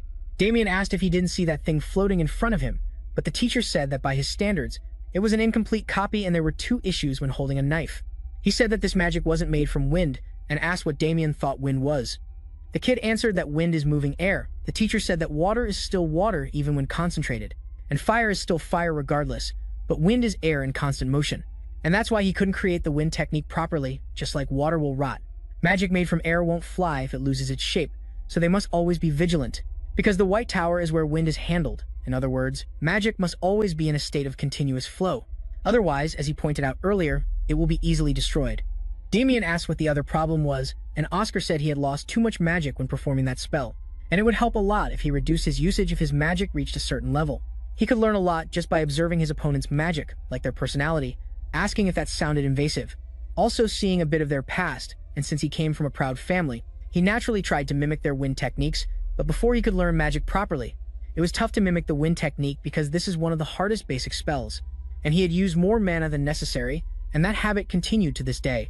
Oscar said that since he figured out the cause, he would have a perfect wind technique if he fixed the issues, but he had lost a student from his class, and that was a waste. Damien continued walking and asked who said he would leave. When he returned to his original seat in class 3 weeks later, the students were talking about rumors about Oscar, saying that he is a perfect teacher. A classmate asked if that would help someone at an intermediate level, but the boy said that some level 4 and 5 students were participating. The student asked if they should go along, and the one with green hair said honestly. He had been waiting to hear that, and they should leave early since there were still 7 people in the class.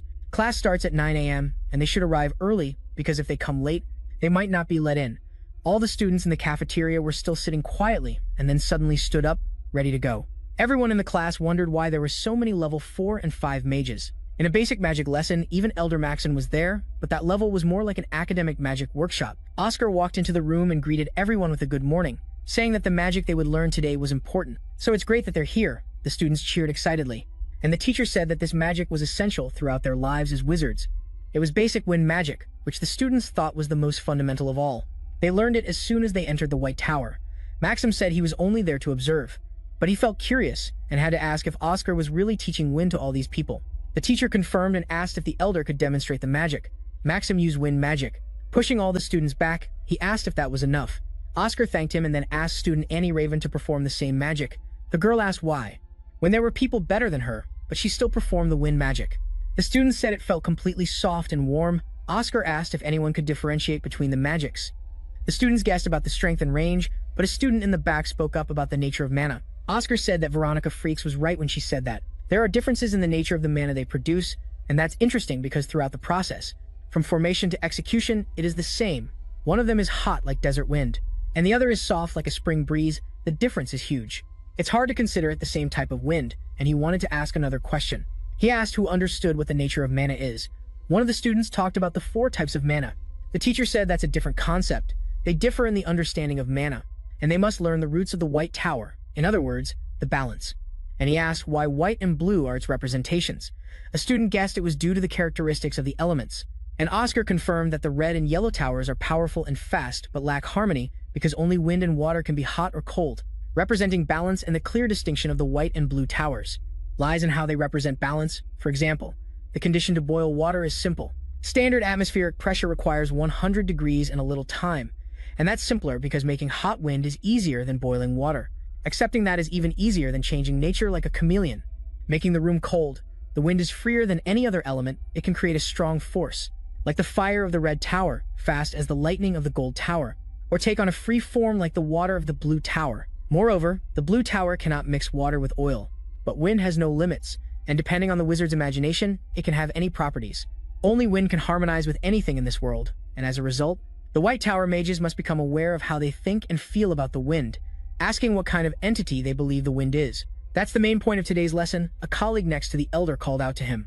While Maxim whispered about the wind, Oscar told him to wait before doing anything. As the elder continued to call the wind to him, and the teacher objected, Maxim insisted he was sure, and that was definitely right, while Oscar said he shouldn't touch it because everyone should step away from him.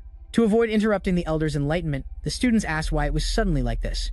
Oscar explained that Maxim was experiencing an awakening, and so the elder opened his eyes. The young man asked if he was okay, and Maxim said he hadn't reached level 8 yet, thanking Oscar for that, but saying since he was the teacher there, he should be the one to thank him. The young man said it was nice to hear that, thinking it would make his lessons easier in the future, and no one below him would try to attack him.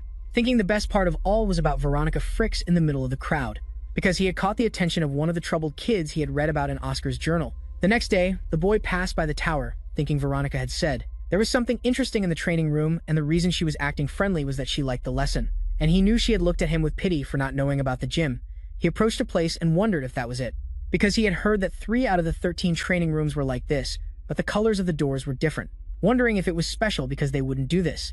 If it wasn't a magic door that only opened when touched, Oscar looked up.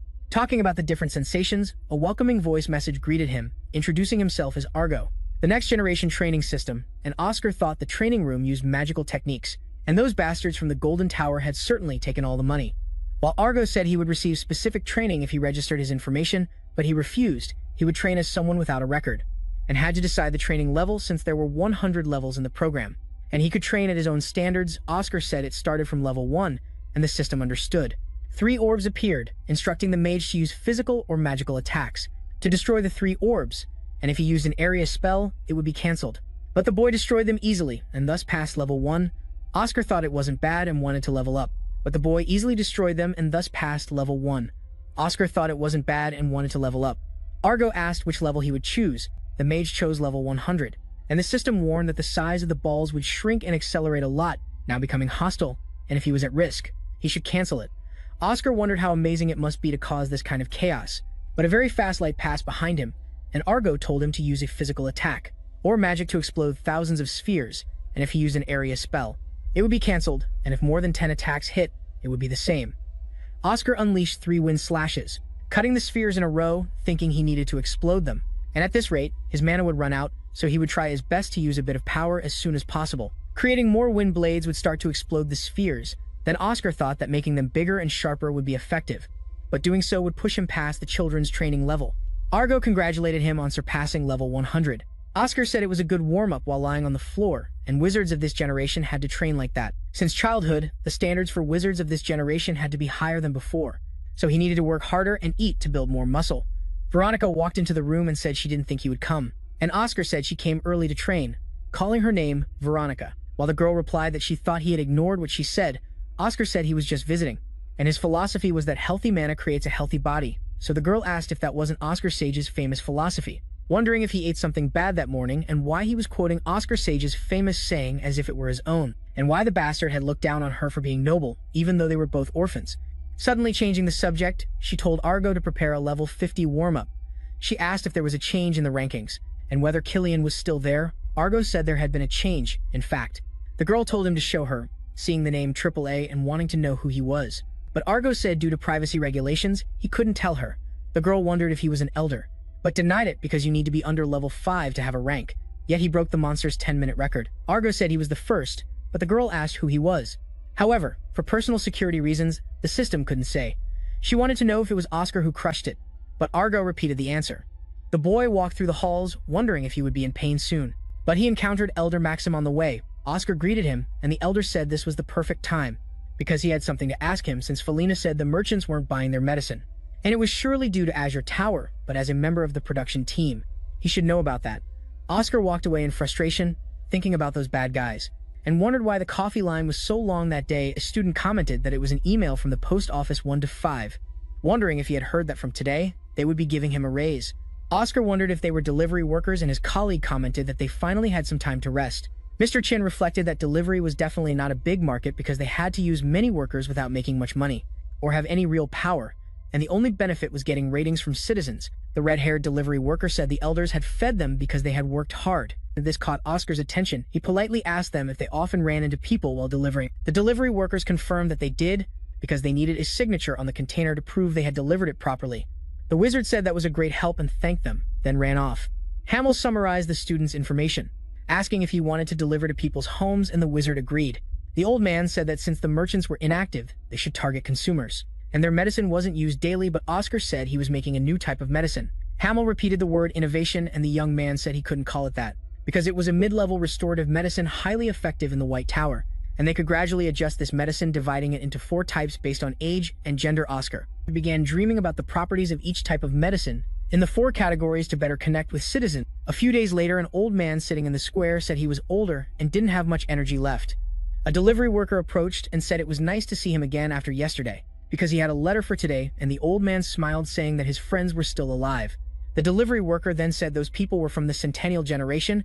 The old man repeated that he was only 80 and felt his head getting heavier because he didn't have much energy left. The delivery worker asked why the old man didn't try this, handing him a bottle of medicine and saying it was the latest product from his magic tower. Graham squinted at the bottle's label and asked what Zero meant, and the mage explained it was short for Senior Zero, the safest tier for the elderly. It was designed to boost physical strength and immunity. Graham laughed, dismissing it as just another regular tonic, but the mage insisted. He told a story about old man Milleray from Sector 2, who took it and was now planning a mountain climbing trip. Graham scoffed, saying that just last week Milleray could barely even walk. The mage leaned in closer and claimed that this tonic was made by Oscar Crushing, the same genius who created the famous Cadena flu medicine. That immediately got Graham's full attention. He then asked the mage about the price. The mage quoted a price of 30 toons a bottle per week. Graham balked at the price, saying he'd been scammed too many times before. Still smiling, the delivery mage then made another offer. He presented a more tempting deal. Elderly residents could get a discount package with a monthly payment plan, and the first bottle was completely free. That changed everything for Graham. Graham immediately snatched the bottle from the mage, downed it in one go, and muttered that they should have led with the free part from the start. The very next day, he felt completely different, much lighter. His mind felt clearer than before, and his body didn't ache at all. His head was completely clear, and he could even ride a bike with ease. Later at the town square, he ran into some friends. He joined his group of old buddies gathered around a chessboard. They started teasing him, assuming he'd been bedridden. He just laughed off their jokes and sat down. Just a few minutes later, he slammed down the final checkmate piece on the board. All his friends stared at him, completely stunned, amazed by his victory. When they asked if he was on some new medicine, Graham casually replied, admitting that he'd tried a new tonic from the White Tower. They raised their eyebrows skeptically. He insisted it really worked and began to explain. Meanwhile, back at the tower, Oscar was reading a book when someone suddenly burst into his room, waving a newspaper. The Blue Tower had just launched a massive sale, offering a 50% discount. Oscar's assistant was panicking. Oscar just smiled calmly and called their strategy cute. His assistant then exploded in frustration. He said it was clearly a direct attack on their sales. Oscar replied that the Blue Tower's campaign wouldn't last long. He said their campaign would only last 2 or 3 weeks at most. The assistant argued back that they could lose everything, their entire market position. Feeling desperate, he made a suggestion. He proposed they bundle the Cadena flu medicine with the new tonics. Oscar immediately shot down his idea. That was exactly what the Blue Tower wanted. They wanted a legitimate reason to smear the White Tower as an exploiter. Oscar then reminded his assistant of a very important fact. He said that public trust was more valuable than any short-term gain. They still had plenty of unused inventory. Oscar proposed converting all their unused inventory into the new Zero line of dietary supplements. His assistant was completely stunned by the idea. Repurposing everything? Oscar nodded and began to detail his new plan. He described a new discount model for any household that purchased multiple products. The assistant watched, deeply impressed by Oscar's incredible strategic thinking. Then Oscar decided to add one final twist to his plan. He suggested hiring the Information Guild to spread a specific rumor about the M0 tonic having stamina-boosting effects. The assistant was very skeptical about this idea. Oscar just grinned and promised him the end results would speak for themselves.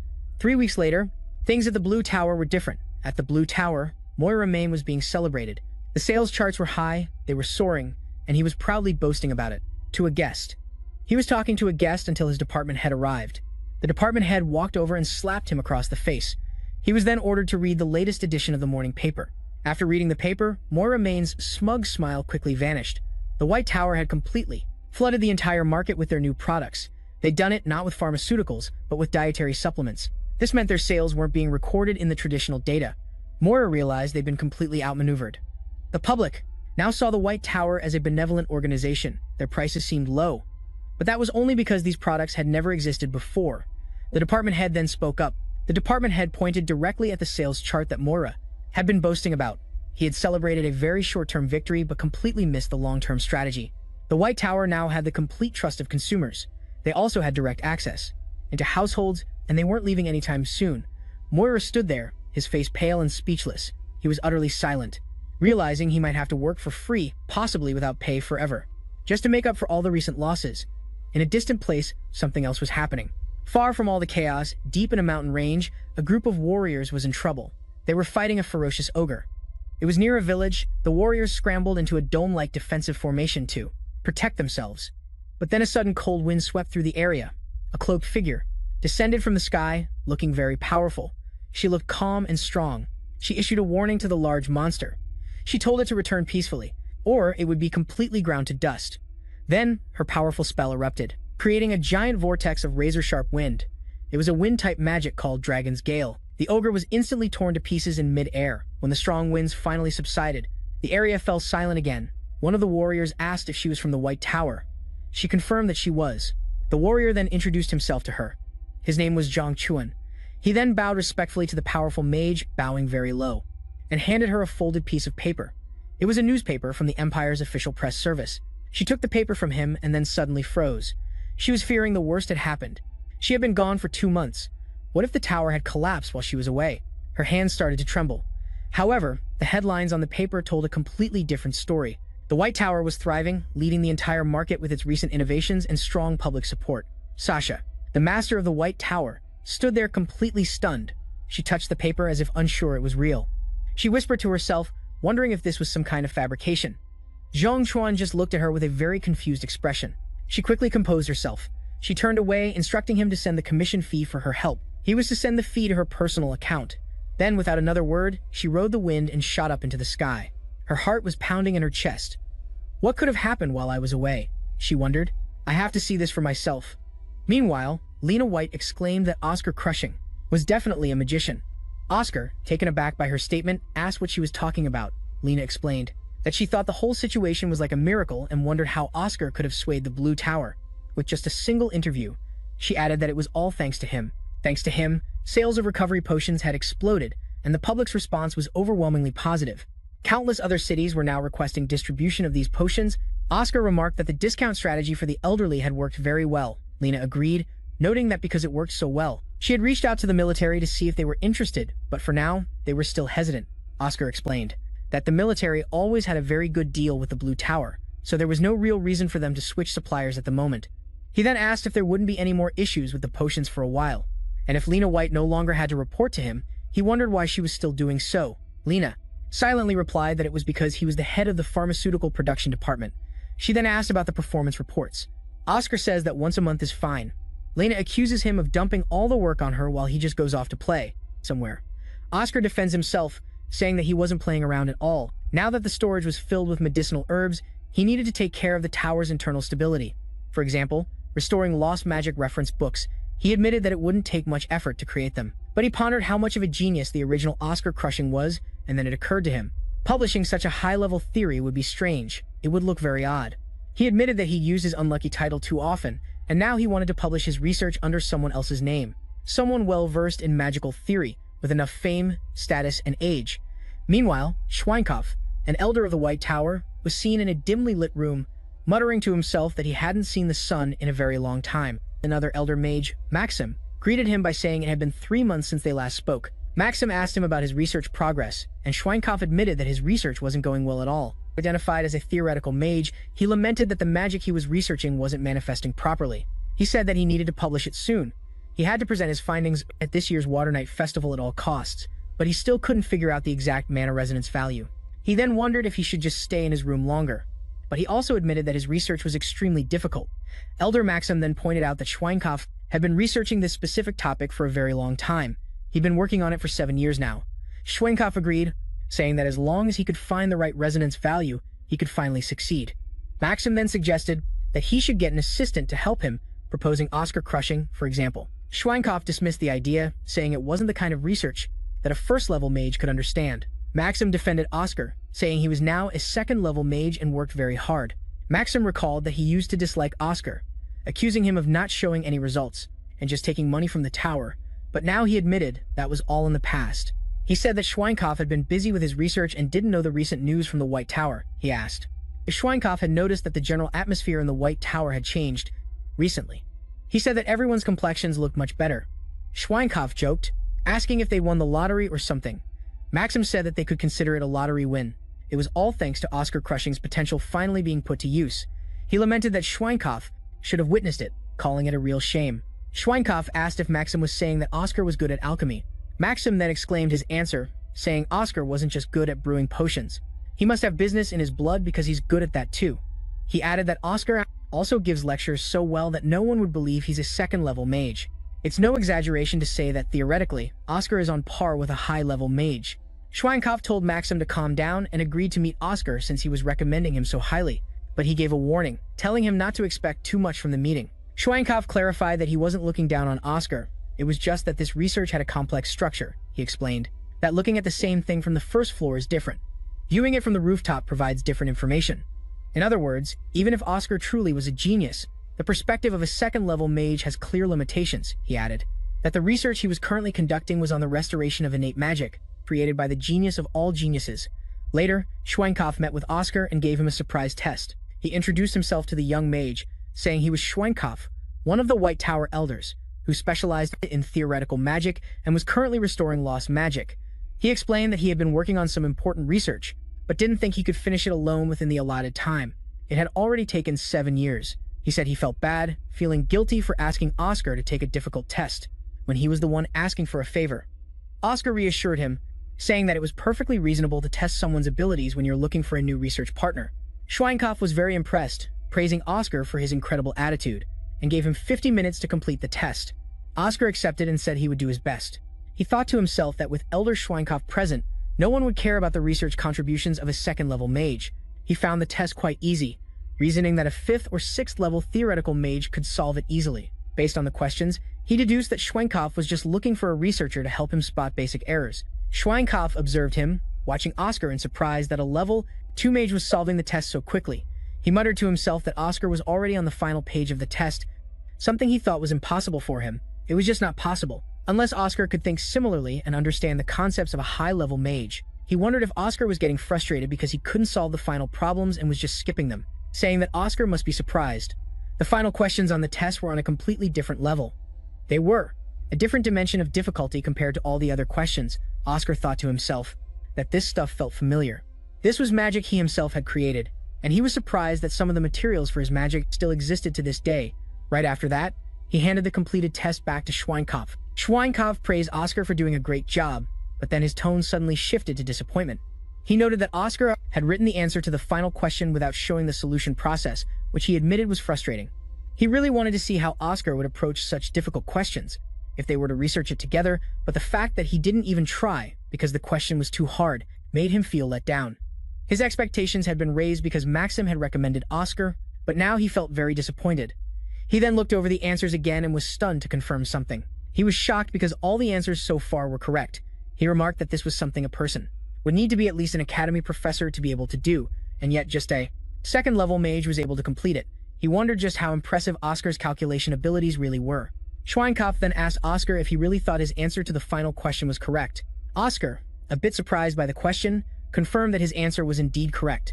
Schweinkopf pressed further, questioning which of the 4 auxiliary values he had used. Oscar explained to him that he used the variable mana value and asked if he had approached the problem the wrong way. Schweinkopf's eyes widened as he began to process Oscar's unique reasoning. He suddenly realized that based on the formula's structure, a uniform mana value would cause a calculation error, so Oscar had solved it by using a variable mana value that changed with the process. He hastily grabbed the paper and declared they could use these values to test the magic immediately. A moment later, they tested it. Schweinkopf was visibly shocked by the results, muttering in utter disbelief, "How can this be?" He then turned to face Oscar with newfound respect. He declared he would make Oscar a co-author of the thesis instead of just a research assistant. Overcome with emotion, he thanked Oscar profusely for all his help. Oscar, putting the pieces together, hesitantly asked if the magic Schweinkopf was researching was the magic from the final question he had just solved. Schweinkopf confirmed this, revealing it was the magic created by the previous generation's magic tower master, Oscar Sage. Schweinkopf then asked Oscar a question. Why? Was he able to restore this magic despite looking so young? He explained that this particular magic only required the user to expend mana a single time, creating a nearly infinite supply of wind. It completely defied the law of mana conservation. He called it a perfect source of infinite mana. Theoretically, it's an infinite source of mana, hence the name Ouroboros, which represents endless circulation and eternity. However, Oscar admitted that by his own standards, this magic was a failure, and he pondered how humanity, which had already conquered the land and sea, was unable to reach one final destination. They couldn't reach their ultimate destination, the sky. He revealed that the purpose of the Blue Sky Project was to develop a new type of aircraft for the war against the demon tribe, and the Ouroboros magic was meant to be the power source for this airship. But even though the magical theory behind it was nearly perfect, it still didn't generate enough power, making it impossible to fuel an airship. He pointed out that there were plenty of other spells that could be used as alternatives, if not for something as energy-intensive as an airship. He wondered why Schweinsteiger would spend a whole 7 years on it. Schwein's thoughts drifted to Sasha, and he planned to tell her the news soon. He thought that the foundation for the delivery business was now in place, and wondered how happy she would be. But then Oscar cut him off, asking in astonishment if the Tower Master had created this delivery service just for this magic. Oscar realized the implication, thinking to himself, "Sasha, no matter how much you miss your master, how could you make him try to restore this?" Schweinkoch spoke up again, reassuring Oscar, telling him that he was the one who had fulfilled the long-held wish of both the Tower Master and himself. He declared that this was the very first step onto the skyward path they had just embarked upon, and their first step after 7 long years. But then Oscar hesitated, asking if Schweinsteiger was trying to repeat the same challenge from the past. Schweinsteiger confirmed that he was. He confirmed that Ouroboros would serve as the airship's engine, but Oscar interjected, saying that was completely impossible. He stated that an airship couldn't fly, using only the wind current generated by this magic. Based on all past records, a proper airship could never be created with Ouroboros alone. Schweinkoch was undeterred, retorting that the situation today was very different from 23 years ago. His eyes shone with determination as he thought about recent advancements in the field of magitech engineering. Pointing to a modern lamp in the room, Elder Koch enthusiastically explained his grand idea, creating a light bulb that glows with magic. He proudly dubbed this new field of study magitech engineering. Looking very pleased, he recalled how the Golden Tower had gotten a head start in magitech during Oscar Sage's old project. After the war, they developed this technology like crazy. Koch revealed his theory, combining the Ouroboros magic with this new technology could finally make the airship fly. He lamented that his own tower hadn't thought of it first. He specified that the key to this incredible power boost was a very special type of battery. Oscar seemed intrigued by this simple yet revolutionary idea. Koch excitedly described how the battery would recharge by using the Ouroboros wind, creating a continuous, infinite energy loop. It would be a perpetual magic engine. Oscar's expression turned serious as he asked a crucial question. He wanted to know if their rivals at the Golden Tower knew about this research. Koch explained that the Golden Tower considered airships a ridiculous fantasy. They were stubbornly focused on developing a completely different, more practical mode of transport. Instead, he revealed their grand project, a powerful iron horse that runs on rails across the land. This new invention, he said, is what they call a train.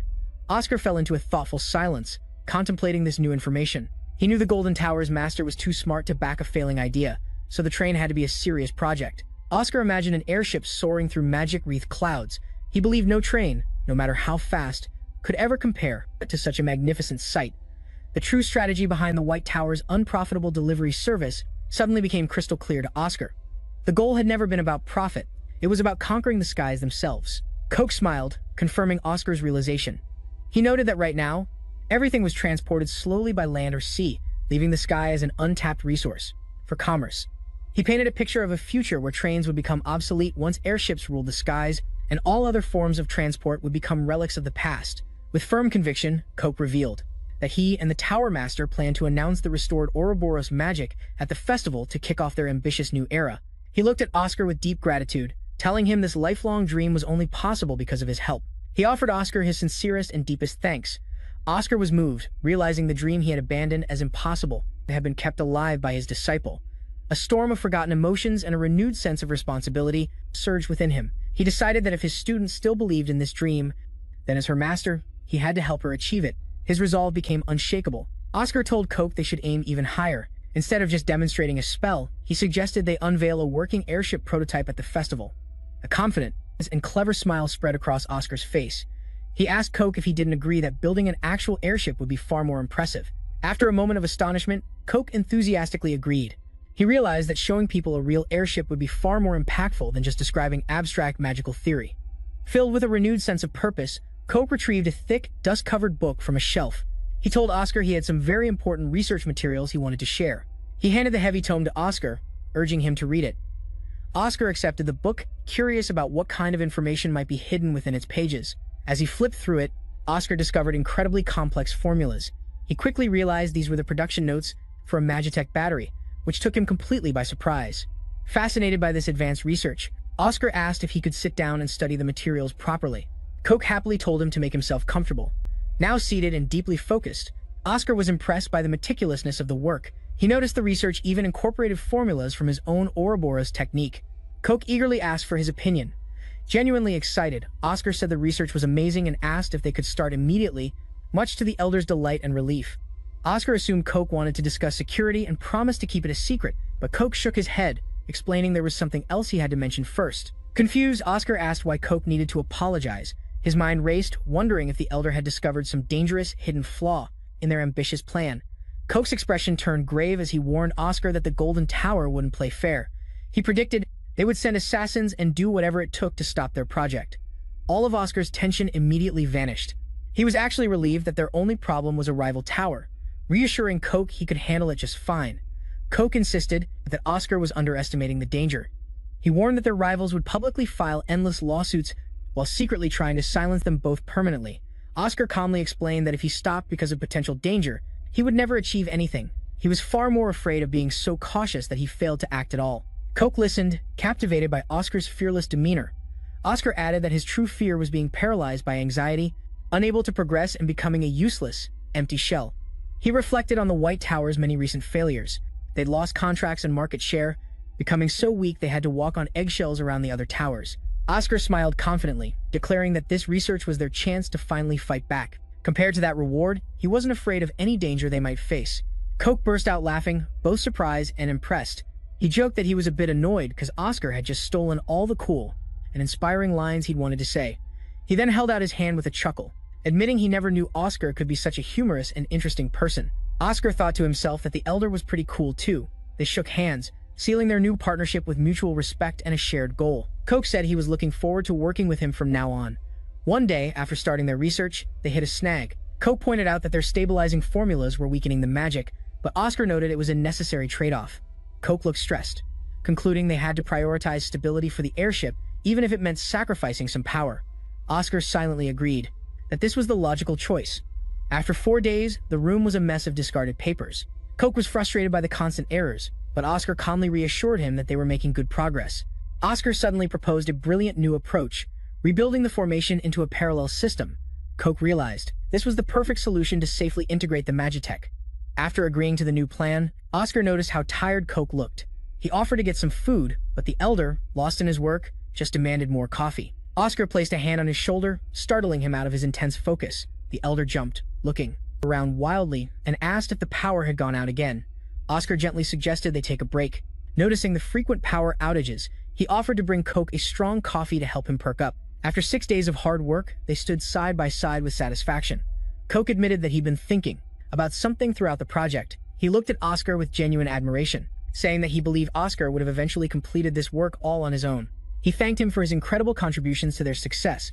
Oscar admitted that, to be honest, he had also once believed that unveiling the airship was an impossible task. When they first started this ambitious research project together, Coke smiled proudly, amazed at how quickly they'd brought the magic to a state of completion. He declared that now they could truly aim for their goal. Thanking Oscar as they were celebrating their success, the lights in the room began to flicker ominously. Oscar's attention immediately snapped to the chandelier hanging above them.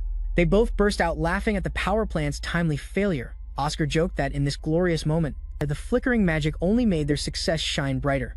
A magically amplified voice suddenly rang out, announcing that Oscar was to report to the Vice Tower Master's office. Coke nodded, telling him to go handle the summons. Coke smiled confidently, telling Oscar it was his turn to be cool now. He promised to finish the battery pack, reassuring Oscar that everything was under control. In his office, Vice Tower Master Hamill asked Oscar if he'd noticed the frequent power outages. Oscar confirmed that it felt like it was happening every day. Hamill explained that the power plant needed to be cleared of slimes. Before even being asked, Oscar immediately volunteered for this crucial maintenance task. Pleased by his initiative, Hamill thanked him. He explained that they'd been too short on manpower to do it, so a large number of slimes had gathered there. Oscar confidently said he could handle it and asked when he should go.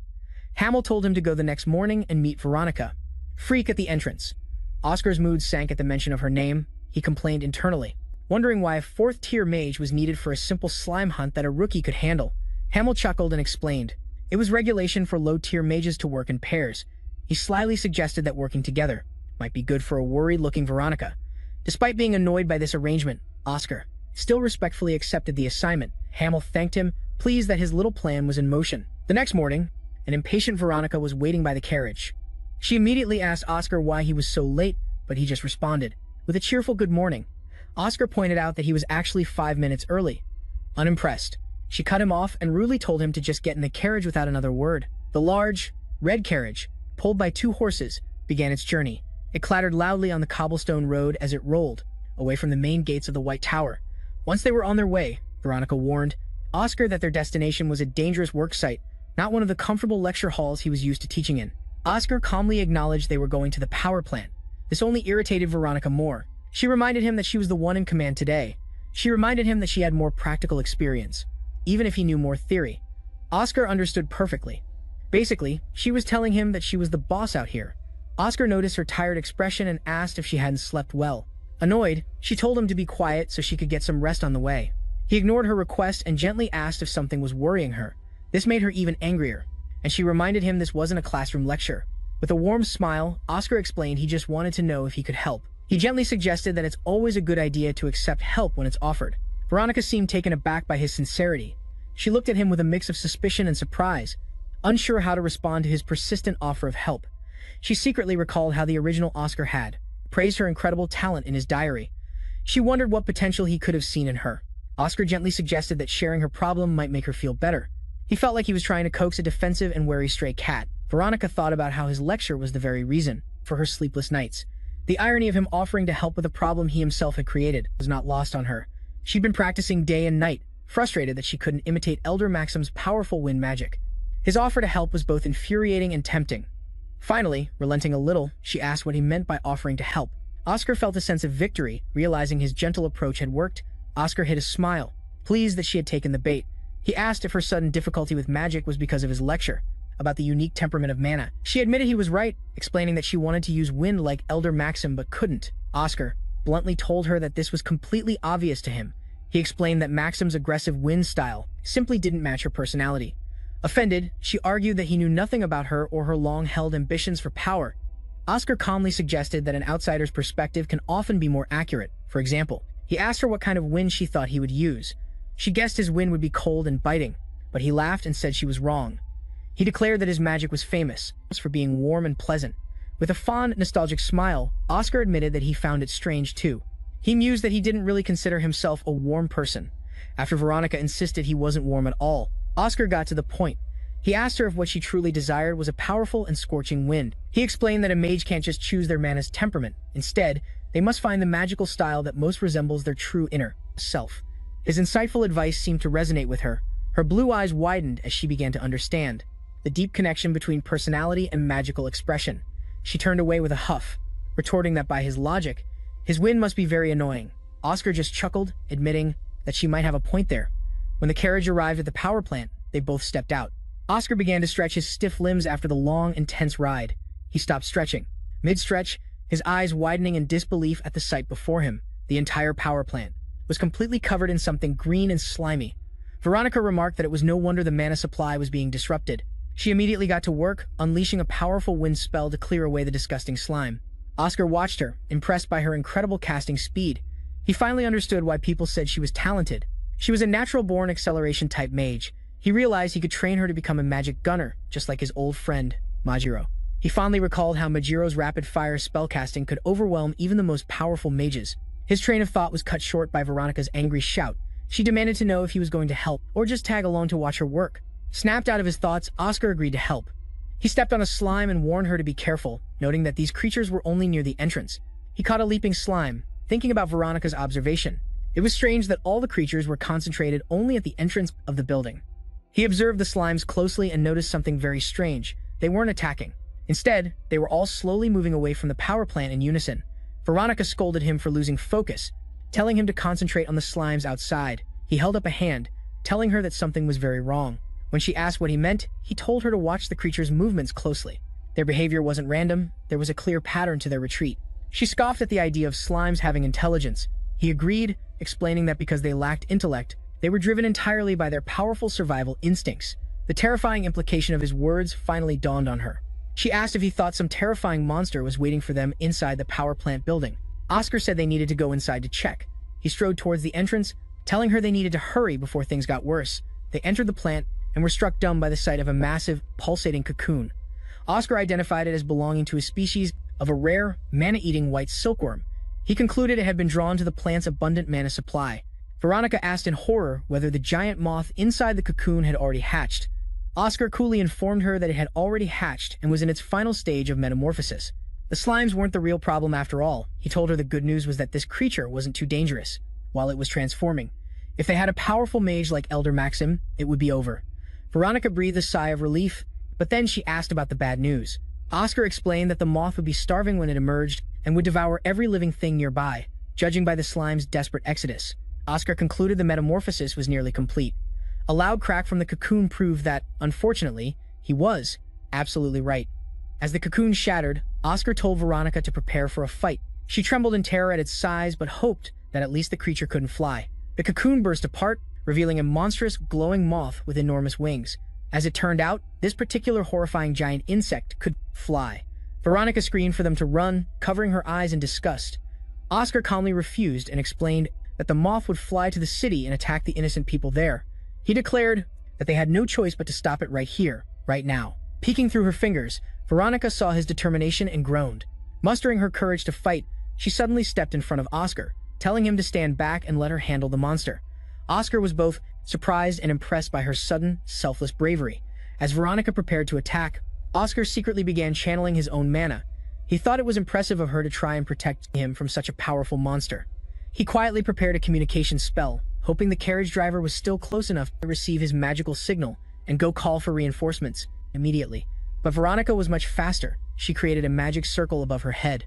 She glared at the giant insect, telling it she refused to be intimidated by it. She used a repulsion spell to launch herself into the air with a fierce, determined grin.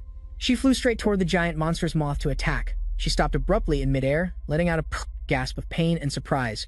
Her powerful attack had been blocked by something she couldn't see, an invisible force that threw her violently backward.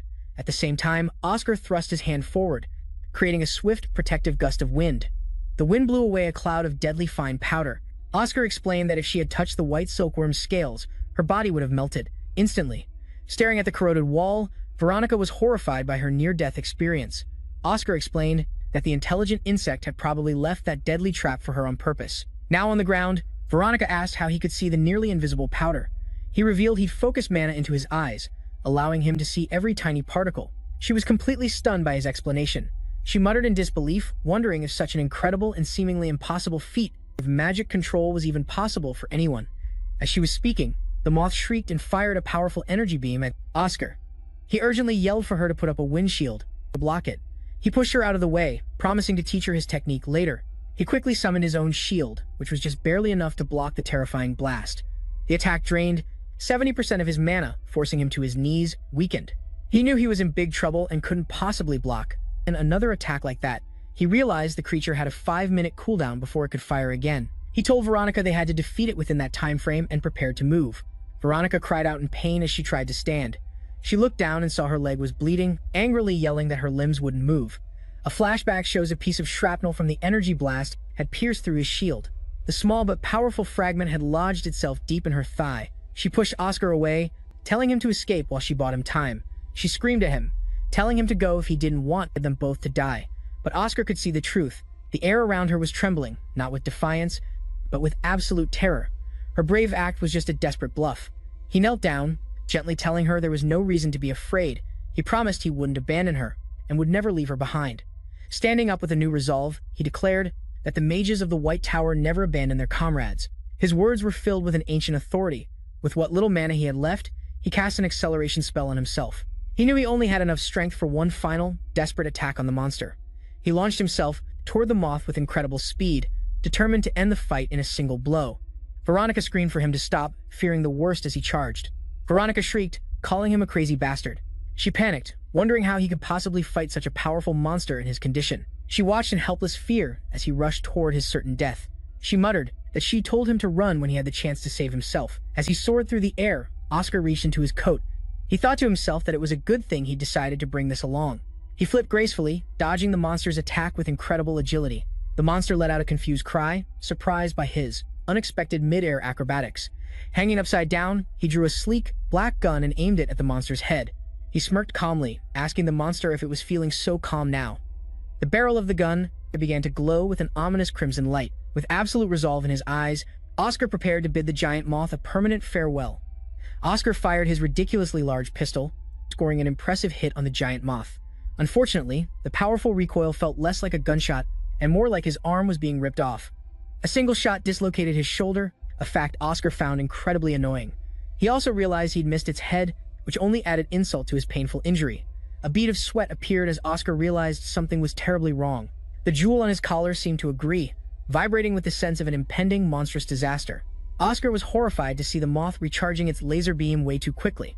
Apparently, this boss monster had decided to ignore the usual cooldown time between its devastating attacks.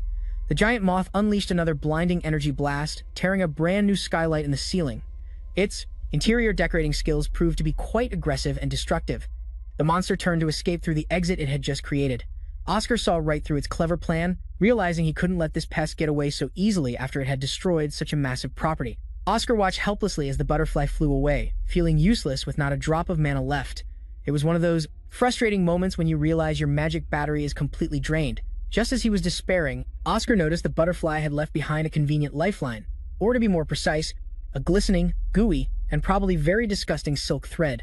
With a reckless flash of inspiration, Oscar lunged for the thread. This was either the most brilliant or the absolute dumbest plan he had ever come up with. He successfully grabbed the thread, a triumphant moment for our hero. Now all he had to do was deal with being stuck to a giant, angry, flying insect. Veronica screamed, questioning his sanity as he was yanked into the air. A little bit of green magic crackled around his hand, the last spark of his rapidly depleting power. The moth shrieked, annoyed with its new human-shaped luggage. Oscar, who was dangling from its silk thread, enjoying a turbulent and unpermitted flight over the industrial complex below. While being violently thrown around, Oscar tried to fight off motion sickness. The moth continued its loud screeching, clearly irritated that this uninvited passenger wouldn't let go. The enraged moth thrashed wildly, its flower-like mouth gaping menacingly. However, Oscar stubbornly held on. Refusing to give up his perilous, upside-down position, Oscar smirked, and asked the creature if it knew why humans have two hands, a strange time for a pop quiz. He continued his lecture to the giant insect, explaining the grand purpose behind human anatomy. The moth, understandably, seemed less than thrilled with this educational moment. Oscar explained that one hand is for holding on for dear life, a very practical and fitting observation for his current dangerous predicament, and the other is for a surprise counterattack, as he drew his gun, now perfectly aimed, and pointed out that the moth, sadly, only had one vulnerable head, a ridiculously confident smile playing on his lips. Oscar triumphantly declared that he had won the battle, sounding very sure of himself for a man who was dangling. The final shot rang out, the bullet flying straight into the monster's mouth. From the creature's perspective, This was a very unpleasant and terminal surprise. Covered in monster guts, Oscar began to fall fast, his silk ride, having officially come to a very messy and gravity-assisted end, now completely drained of mana. Oscar yelled down to Veronica for a rescue. After all that hero stuff, he wasn't too proud to ask for a little help. Veronica immediately cast a spell, a glowing magic circle appearing before her.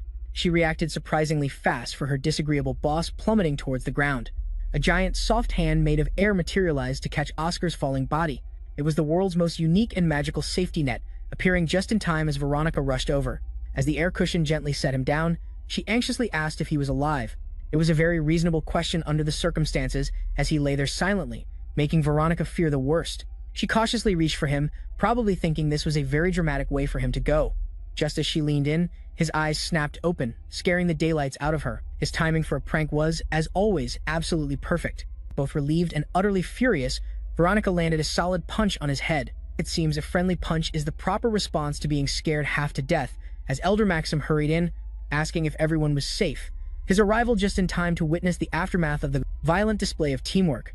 Oscar calmly reported that both of his arms were dislocated, but Veronica just hit him.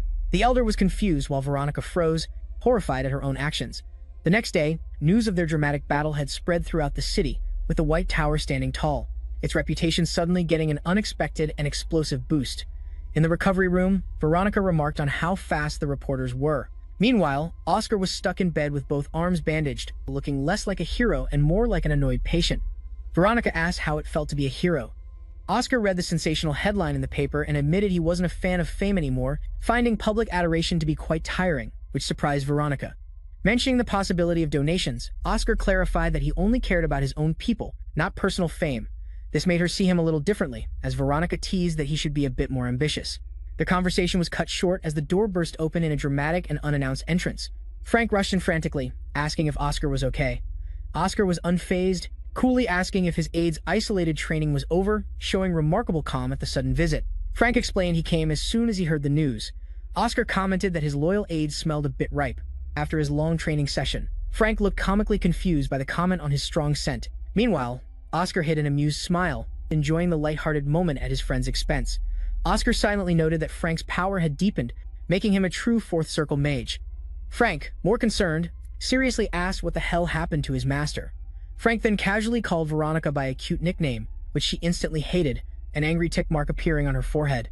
When she told him not to get too friendly, a confused Frank said he thought they were friends. Veronica exploded, yelling that they weren't close, and that his rumors were making her life difficult. Frank played dumb, which only annoyed Veronica more. She sighed, giving up on the argument, and turned her attention back to more important matters at hand. Veronica looked at Oscar with a serious expression, preparing to ask him a question that had clearly been weighing on her mind. Ever since the battle ended, she hesitantly asked if he was the 3 A's, a cryptic question that left Oscar completely baffled. He had absolutely no idea what she could possibly be talking about. When he confirmed he didn't understand, she quickly told him to forget it. It was clearly a very important question, but one that ultimately went nowhere. Elder Maxim arrived, announcing that the Vice Tower Master wanted to see Frank and Veronica. It seemed their day was about to get much busier with the official summons. Maxim explained that Frank needed to report on his training and Veronica for her contributions. He then cheerfully encouraged the two of them to head to the meeting together. Frank was delighted by the suggestion, while Veronica shot him a sharp glare. She was clearly not thrilled with the prospect of a friendly stroll with him. After they left, Maxim asked Oscar about his condition. Oscar was nestled in his bed and simply said he was fine, despite the clear evidence to the contrary. Maxim was pleased and handed him an ornate red box. It seemed Oscar's dramatic efforts of destruction were about to be rewarded with a very nice gift. Oscar opened the box and found the glowing core of the defeated silkworm. Maxim added that he also got to keep the valuable silk threads as an extra prize. Oscar was shocked by the immense value of the reward. Maxim explained that the Vice Tower Master insisted he take it all, feeling it was the right thing to do. Maxim added that Veronica had also refused her share, saying Oscar deserved it. This humble act from his old rival genuinely touched and surprised Oscar. Oscar politely accepted the gift, then startled Maxim by announcing he was going to eat the core right now. This was clearly not a typical post-battle snack. He explained that while the core lacked abundant mana, it was perfect for recovery. It seems he had a very specific, and slightly gross, dietary plan for his recuperation. Maxim offered to stand guard while Oscar consumed the glowing magic orb. It's not every day you get to watch someone eat a monster's energy core. The moment he swallowed it, a huge surge of blue energy erupted from Oscar's body.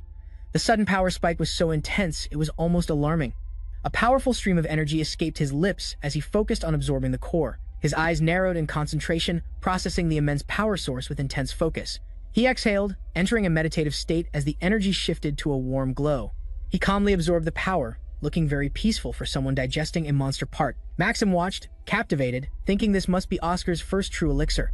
He was deeply impressed with how masterfully the young mage handled the potent energy source. Impressed with Oscar's skill in handling pure energy, Maxim concluded that some people are just born naturally talented at everything, including digesting magical monster cores. A moment later, Oscar's eyes opened. Maxim, who had been waiting patiently, asked if he was finally awake. It seemed the magical meal was over, without any explosive side effects. Oscar stretched his now fully recovered arms, thanking the elder for waiting. Maxim congratulated him on reaching the third circle. A fantastic recovery bonus, Oscar felt even stronger than before. This amused Maxim. It seemed that nearly dying and then eating a monster part was a surprisingly effective training regimen. After Maxim left, Oscar looked out the window. He was practically buzzing with energy. A glowing monster core was way more effective than a cup of coffee. He picked up the pistol from his bedside table. His mind was already churning. The battle might be over, but his thoughts were already focused on improving his gear. He examined the weapon, considering creating a spell to reduce its powerful recoil. A true mage is always thinking of ways to make his toys better. Meanwhile, at the power plant, a guard named Herrick spotted a well-dressed man approaching. The man carried a briefcase and gave off an unwelcome, official vibe. Herrick stopped the man, telling him the area was off limits. He explained that they were still investigating, but the man seemed completely unconcerned by his warning. He brushed it off with a smile and a business card. He introduced himself as Nebula Grime, a name that carried some serious royal authority. Herrick was stunned by the man's identity, nervously wondering what could bring a royal investigator here. It seemed the incident had caught the attention of some very important people. Nebula explained that he was here because it was extremely unusual for a magic silkworm to hatch so close to the city. He requested cooperation. With a smile that was both charming and intimidating, Herrick quickly agreed and shook the investigator's hand. When a royal official asks for help, saying yes is usually a good idea. Nebula's eyes glowed purple as he began to read the residual mana trails. He was about to get a magical playback of the entire chaotic battle. The air filled with the swirling colors of leftover magic, a ghostly reenactment of the fight. Nebula began his investigation, ready to piece together the explosive events. Nebula asked about the two mages involved. Herrick corrected him, noting that one had since been promoted, and explained they'd stumbled upon the moth while on a slime disposal mission. Nebula expressed relief that they had been there. He and Herrick stopped at the edge of the destroyed area, the scale of the battle laid out before them. Nebula remarked that this was where the battle had taken place. Herrick confirmed it, adding, this was also where the magic silkworm had inconveniently decided to complete its metamorphosis. Nebula identified the moth's enormous mana signature and noted that one of the mages had initiated the fight. The magical evidence was telling a very clear story. He followed a trail of purple mana. Impressed by the incredible speed of that mage, whoever it was, they moved with extraordinary agility and precision. Nebula deduced that the fast-moving mage had been restrained, and then injured in the leg. The mana trails were like a ghostly diary of her unfortunate battle. His attention then shifted to finding the mana signature of the person who had actually won the fight. The battle's story wasn't finished yet. He found a spot with almost no mana leakage, only faint traces of movement. He was puzzled by this person's perfect control, a feat of magical efficiency. Nebula declared it one of the cleanest battle sites he'd ever seen. He wondered about the caliber of these mages, who seemed to have respectable skills. He accidentally kicked something on the floor, and looked down to see an empty shell casing. This unexpected clue added a very strange twist to the magical investigation. He knelt, realizing a mage had used a modified gun. This was an extremely unique tactic, blending modern technology with ancient magic in a very surprising way. Nebula stood there, puzzled. The mage's mana trail stopped abruptly, making him wonder where they could have gone. After this point in the fight, looking up at the hole in the ceiling, he made a bold deduction. The mage must have chased the creature straight into the sky. This was incredibly reckless, and incredibly impressive. He assumed the agile, fourth-rank mage, Veronica, was the hero. He asked for her name, his admiration for her supposed bravery growing. Nebula smiled, certain Veronica had a bright future ahead. He had completely misread the evidence, giving all the credit to the wrong person, much to Herrick's confusion. Herrick nervously corrected the investigator's mistake. He clarified that the one who actually defeated the monster was the much lower-ranked mage, not the agile one. His name is Oscar Crushing, Herrick explained. Nebula looked confused, as this completely contradicted the grand narrative, but of heroism he had just constructed in his head. Nebula found it impossible to believe. A mere second-ranked mage could leave such a clean trail. The evidence didn't match his expectations at all. The name Oscar Crushing suddenly sounded familiar. A bead of sweat appeared as Nebula tried to remember where he'd heard that strangely familiar name. He recalled the news about the Cadena flu vaccine. He remembered the famous young mage who had miraculously restored the cure. Finally, putting two and two together, Nebula asked if it was the same person. Herrick confirmed it, adding that while Oscar had a difficult personality, his skills were undeniably impressive and very real. Nebula re-examined the shell casing, recognizing it as being from a famous gunsmith's weapon. This new information only made the puzzle of Oscar crushing even stranger. He wondered how a second-ranked mage could handle such a powerful gun. He speculated that Oscar must be physically impressive, making him a fascinating anomaly. Intrigued, Nebula asked Herrick to tell him more about this mysterious Oscar. He wanted to know everything about the man, who had defied all his expectations. Oscar was now in the White Tower's library. He frowned at the poor condition of the books. It seemed the library had seen much better days. He thought the library looked more like a rundown bookstore than a legendary archive of magic. Its current state was a sad shadow of its glorious past. He recalled its magnificent past, filled with priceless ancient texts. The library had once been the tower's heart of knowledge, a sanctuary of magical lore. Now, he mused, it was no better than a children's library. He closed a book and sighed, disappointed by the pathetic state of the once great collection. He lamented how centuries of knowledge had vanished so quickly. It was a tragic reminder that even the greatest treasures can be lost to time and neglect. With a heavy heart, he admitted to himself that he was the one responsible for this mess. It was a bitter pill to swallow, knowing his past actions had led to this. He recalled the plan to copy the entire library 20 years ago. It was a desperate measure to preserve their knowledge before a great, devastating battle, Oscar reminisced, entrusting the crucial task of copying the library's text to his reliable teammate, the dragon, Edna. It was a job only she could handle. He wondered where Edna could be, as she had promised to keep her vow. Her disappearance for 20 years suggested that something must have gone terribly wrong. He remembered Edna as being extremely diligent and organized. Vanishing without a trace was completely out of character. For the responsible dragon he knew so well, Oscar resolved to find her himself. Now that things had settled down, he could finally begin the search and reclaim the tower's lost high-level magic. He spotted a librarian organizing a bookshelf and decided to start his search right here. He called out to her, hoping she might have some useful information. He asked the librarian if there were any recent materials on dragons. She seemed a little surprised by the request, but happily agreed to help him look. The librarian enthusiastically led him downstairs to the relevant section. Oscar followed, feeling a small spark of hope that his quest might go smoothly. He was relieved that the tower was still acquiring new knowledge. Despite its financial struggles, it seems some priorities were maintained even in the darkest of times. The librarian pulled a few books from the shelf, then paused with an excited look. She'd spotted another book that seemed to be exactly what he was looking for. This one, too. She chirped happily, grabbing yet another volume. However, her enthusiasm was about to meet Oscar's very specific and high standards for research material. Oscar was dumbfounded to see they were all children's picture books. The librarian cheerfully presented one, leaving him utterly bewildered by her very casual reading tastes. She explained one was based on the true story of Oscar the Sage. He impatiently asked if there were any actual academic materials on dragons. The librarian casually told him he'd have to go to the capital for any serious books. Oscar's mood sank, remembering when this library was the best. The librarian mentioned hearing about a dragon named Edna, who had fought alongside humans. As she said the name, she realized it was Oscar, the sage's companion. The librarian guessed that Edna had gone to find the other dragons who had fled. Oscar firmly dismissed this, saying it was completely impossible and out of character for her. He remembered how disappointed Edna was with her cowardly kind. He knew she would never abandon her principles. To rejoin the dragons who ran, realizing this lead was a dead end. Oscar understood he would need a new plan to find Edna. This was going to be much more complicated than he'd initially hoped. The next day, the tower's elders celebrated their newfound financial stability, feeling emotional, as they recalled how close they'd recently come to total bankruptcy, sharing a laugh of relief at being out of debt.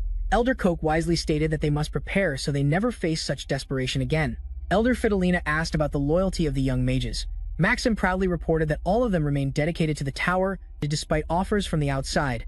Elder Cox sighed, wishing they could reward the kids' loyalty. But without their lost high-level magic, the tower's growth and its ability to reward its members were severely limited. He regretted not studying harder in his youth. Elder Fidelina comforted him, reminding him that no single person could learn all types of magic on their own. They discussed how only the tower master could access all spells. By the time Sasha took over, only 6 high-level spells remained in their archives. Fidelina sadly recalled that they once possessed 64 types of exquisite magic. The scale of what they had lost over the years was truly staggering.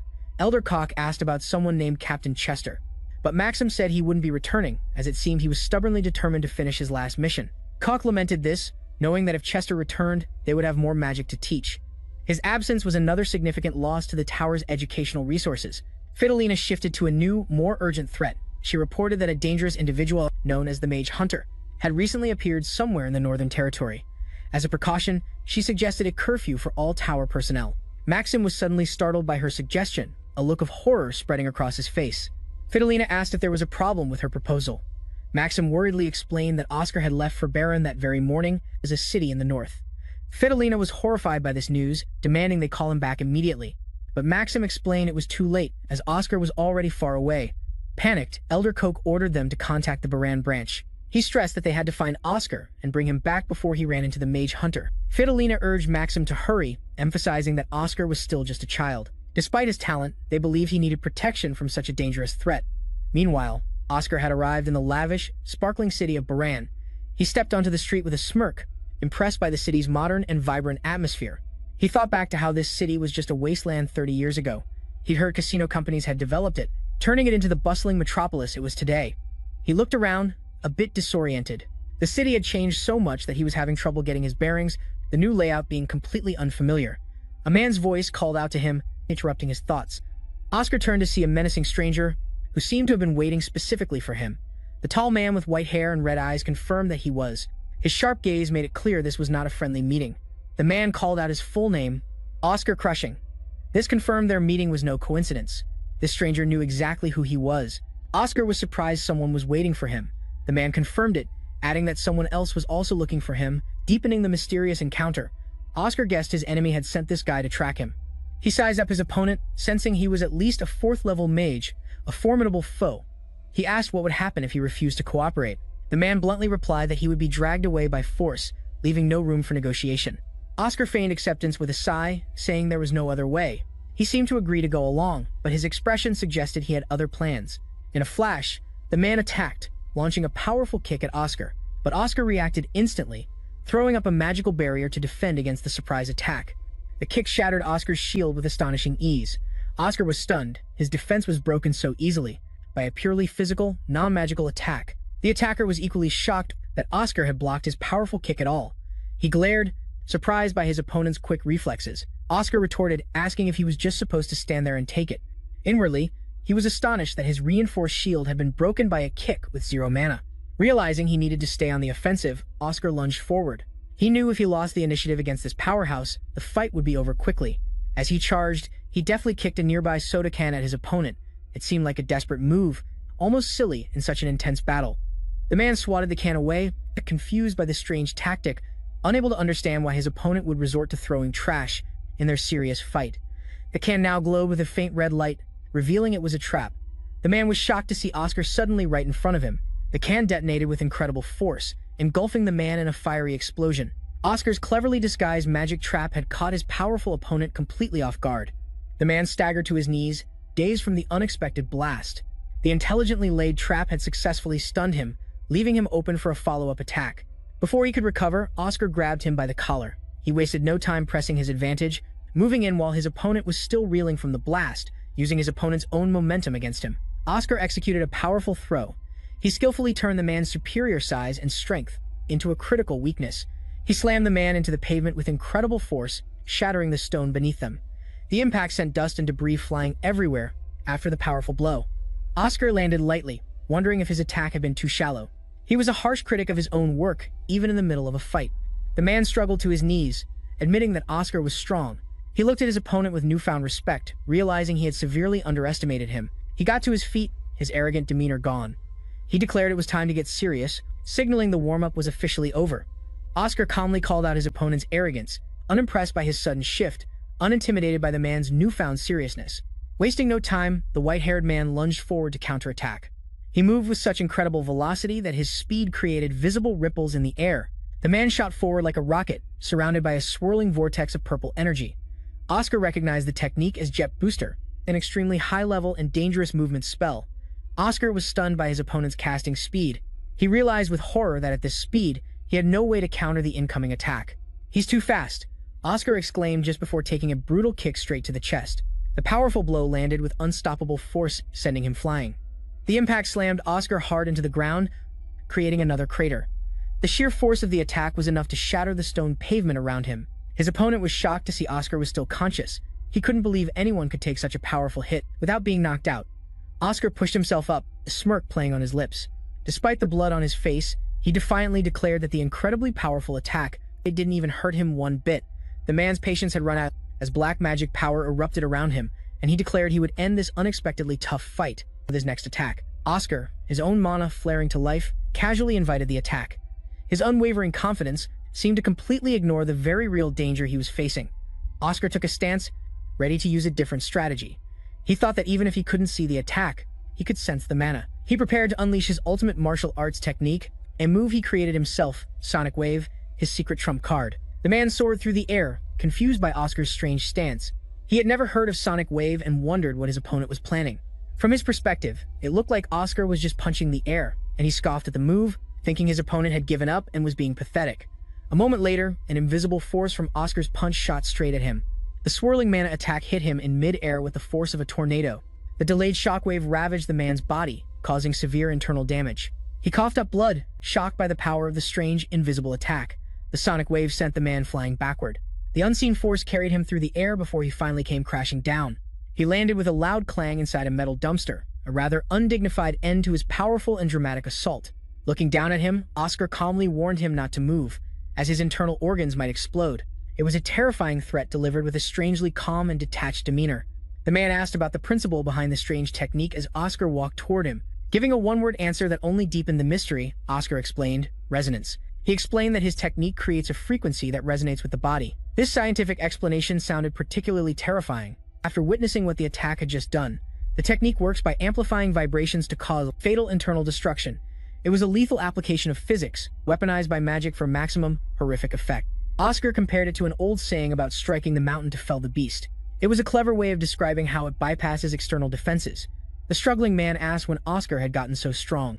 His question implied they had fought before, adding a new layer of confusion to their encounter. The man confirmed they had fought many times, much to Oscar's surprise.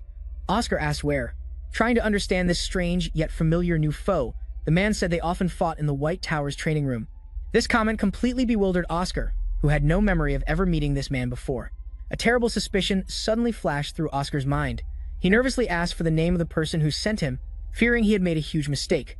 The man revealed he was sent by Vice Tower Master Hamel to protect Oscar. This was supposed to be a rescue mission, not a brutal back-alley brawl. Oscar exploded in frustration, yelling that he should have just said so from the beginning. However, the man replied with a deadpan expression that he technically did try to tell him. Oscar flashed back, recalling the man's aggressive threat to drag him away by force. The man explained he was just following orders to use force if necessary.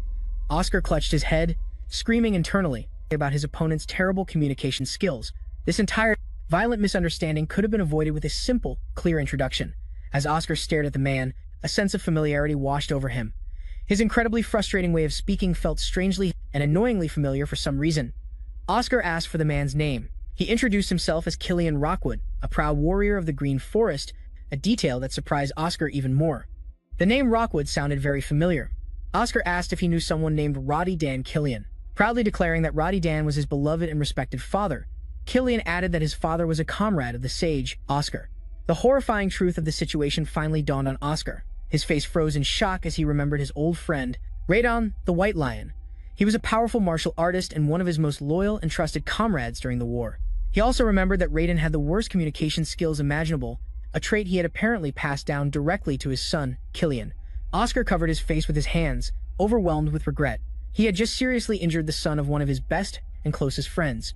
Oscar sat down in defeat and said there was a problem. Killian, now also sitting, agreed that there was indeed a very big and painful problem.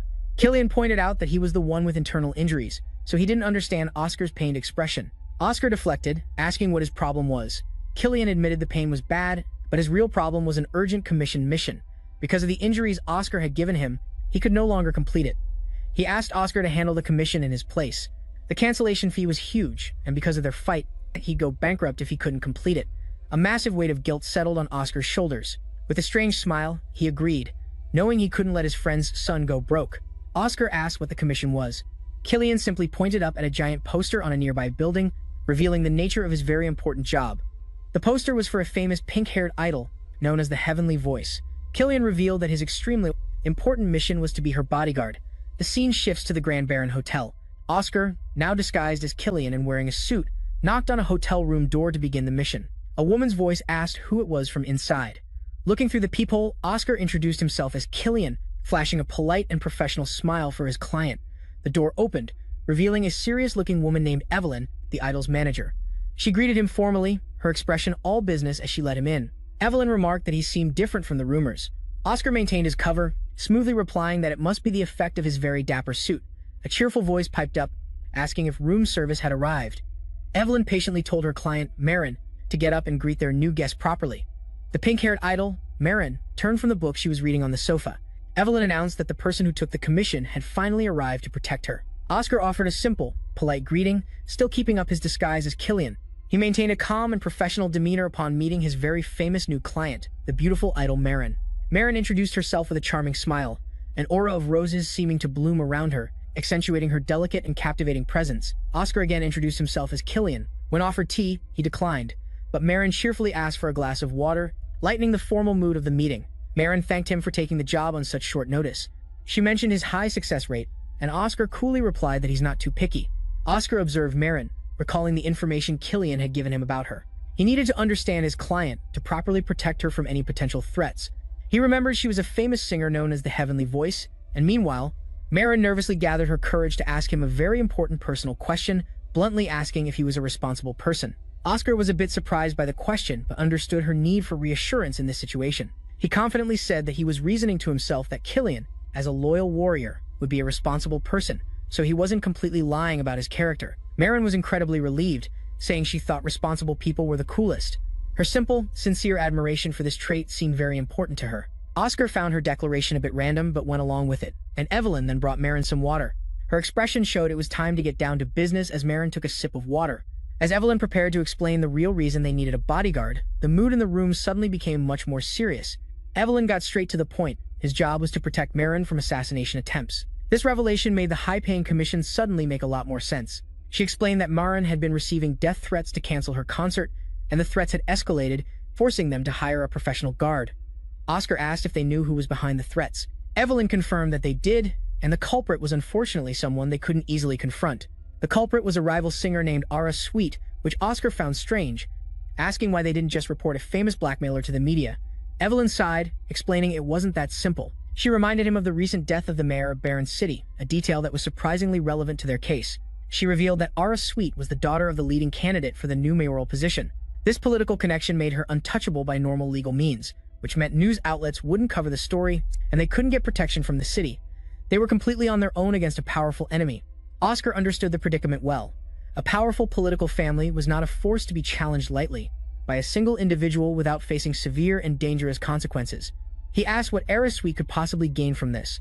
He couldn't understand the motive behind such a reckless and aggressive act against a fellow performer. Marin sadly explained that it was because her concert was being held at the Barren Dome. The venue itself was the source of the conflict and the reason for the threats. Evelyn then asked if he understood the significance of performing at the Barren Dome, explaining that it wasn't just any ordinary theater. She explained that it was the most prestigious venue in the region. Performing there meant singing for the emperor, a tremendous honor that came with incredible prestige and nationwide recognition. The magnificent Barren Dome was a symbol of success, and only a few carefully selected artists ever had the honor of gracing its stage. Each year, this concert was the biggest turning point in Marin's entire career. It was the culmination of all her hard work and the key to her future success. A bead of sweat trickled down Oscar's forehead as he finally grasped the gravity of the situation. He asked how many other bodyguards they had hired so he could plan a strategy. Evelyn admitted that he was the only one. Oscar's face twisted into a comical look of disbelief. It seemed no one else was brave enough to take the job. Oscar nervously took a gulp, realizing that he alone had to protect Marin from a powerful enemy. He realized there would also be a huge audience and at least one high-level assassin involved. He was supposed to handle this massive problem all by himself. He put his cup down and bluntly asked about the contract cancellation fee. Oscar suggested they just forget about the contract, stating that the conditions were too difficult. However, Marin cut him off with a sudden, angry curse. Oscar was stunned by her abrupt vulgarity. The harsh words were a complete contrast to the gentle and polite idol he had met just minutes before. A dark aura surrounded Marin as she asked if she was just supposed to give up on her lifelong goal. Her rage was palpable, showing just how much this concert meant to her.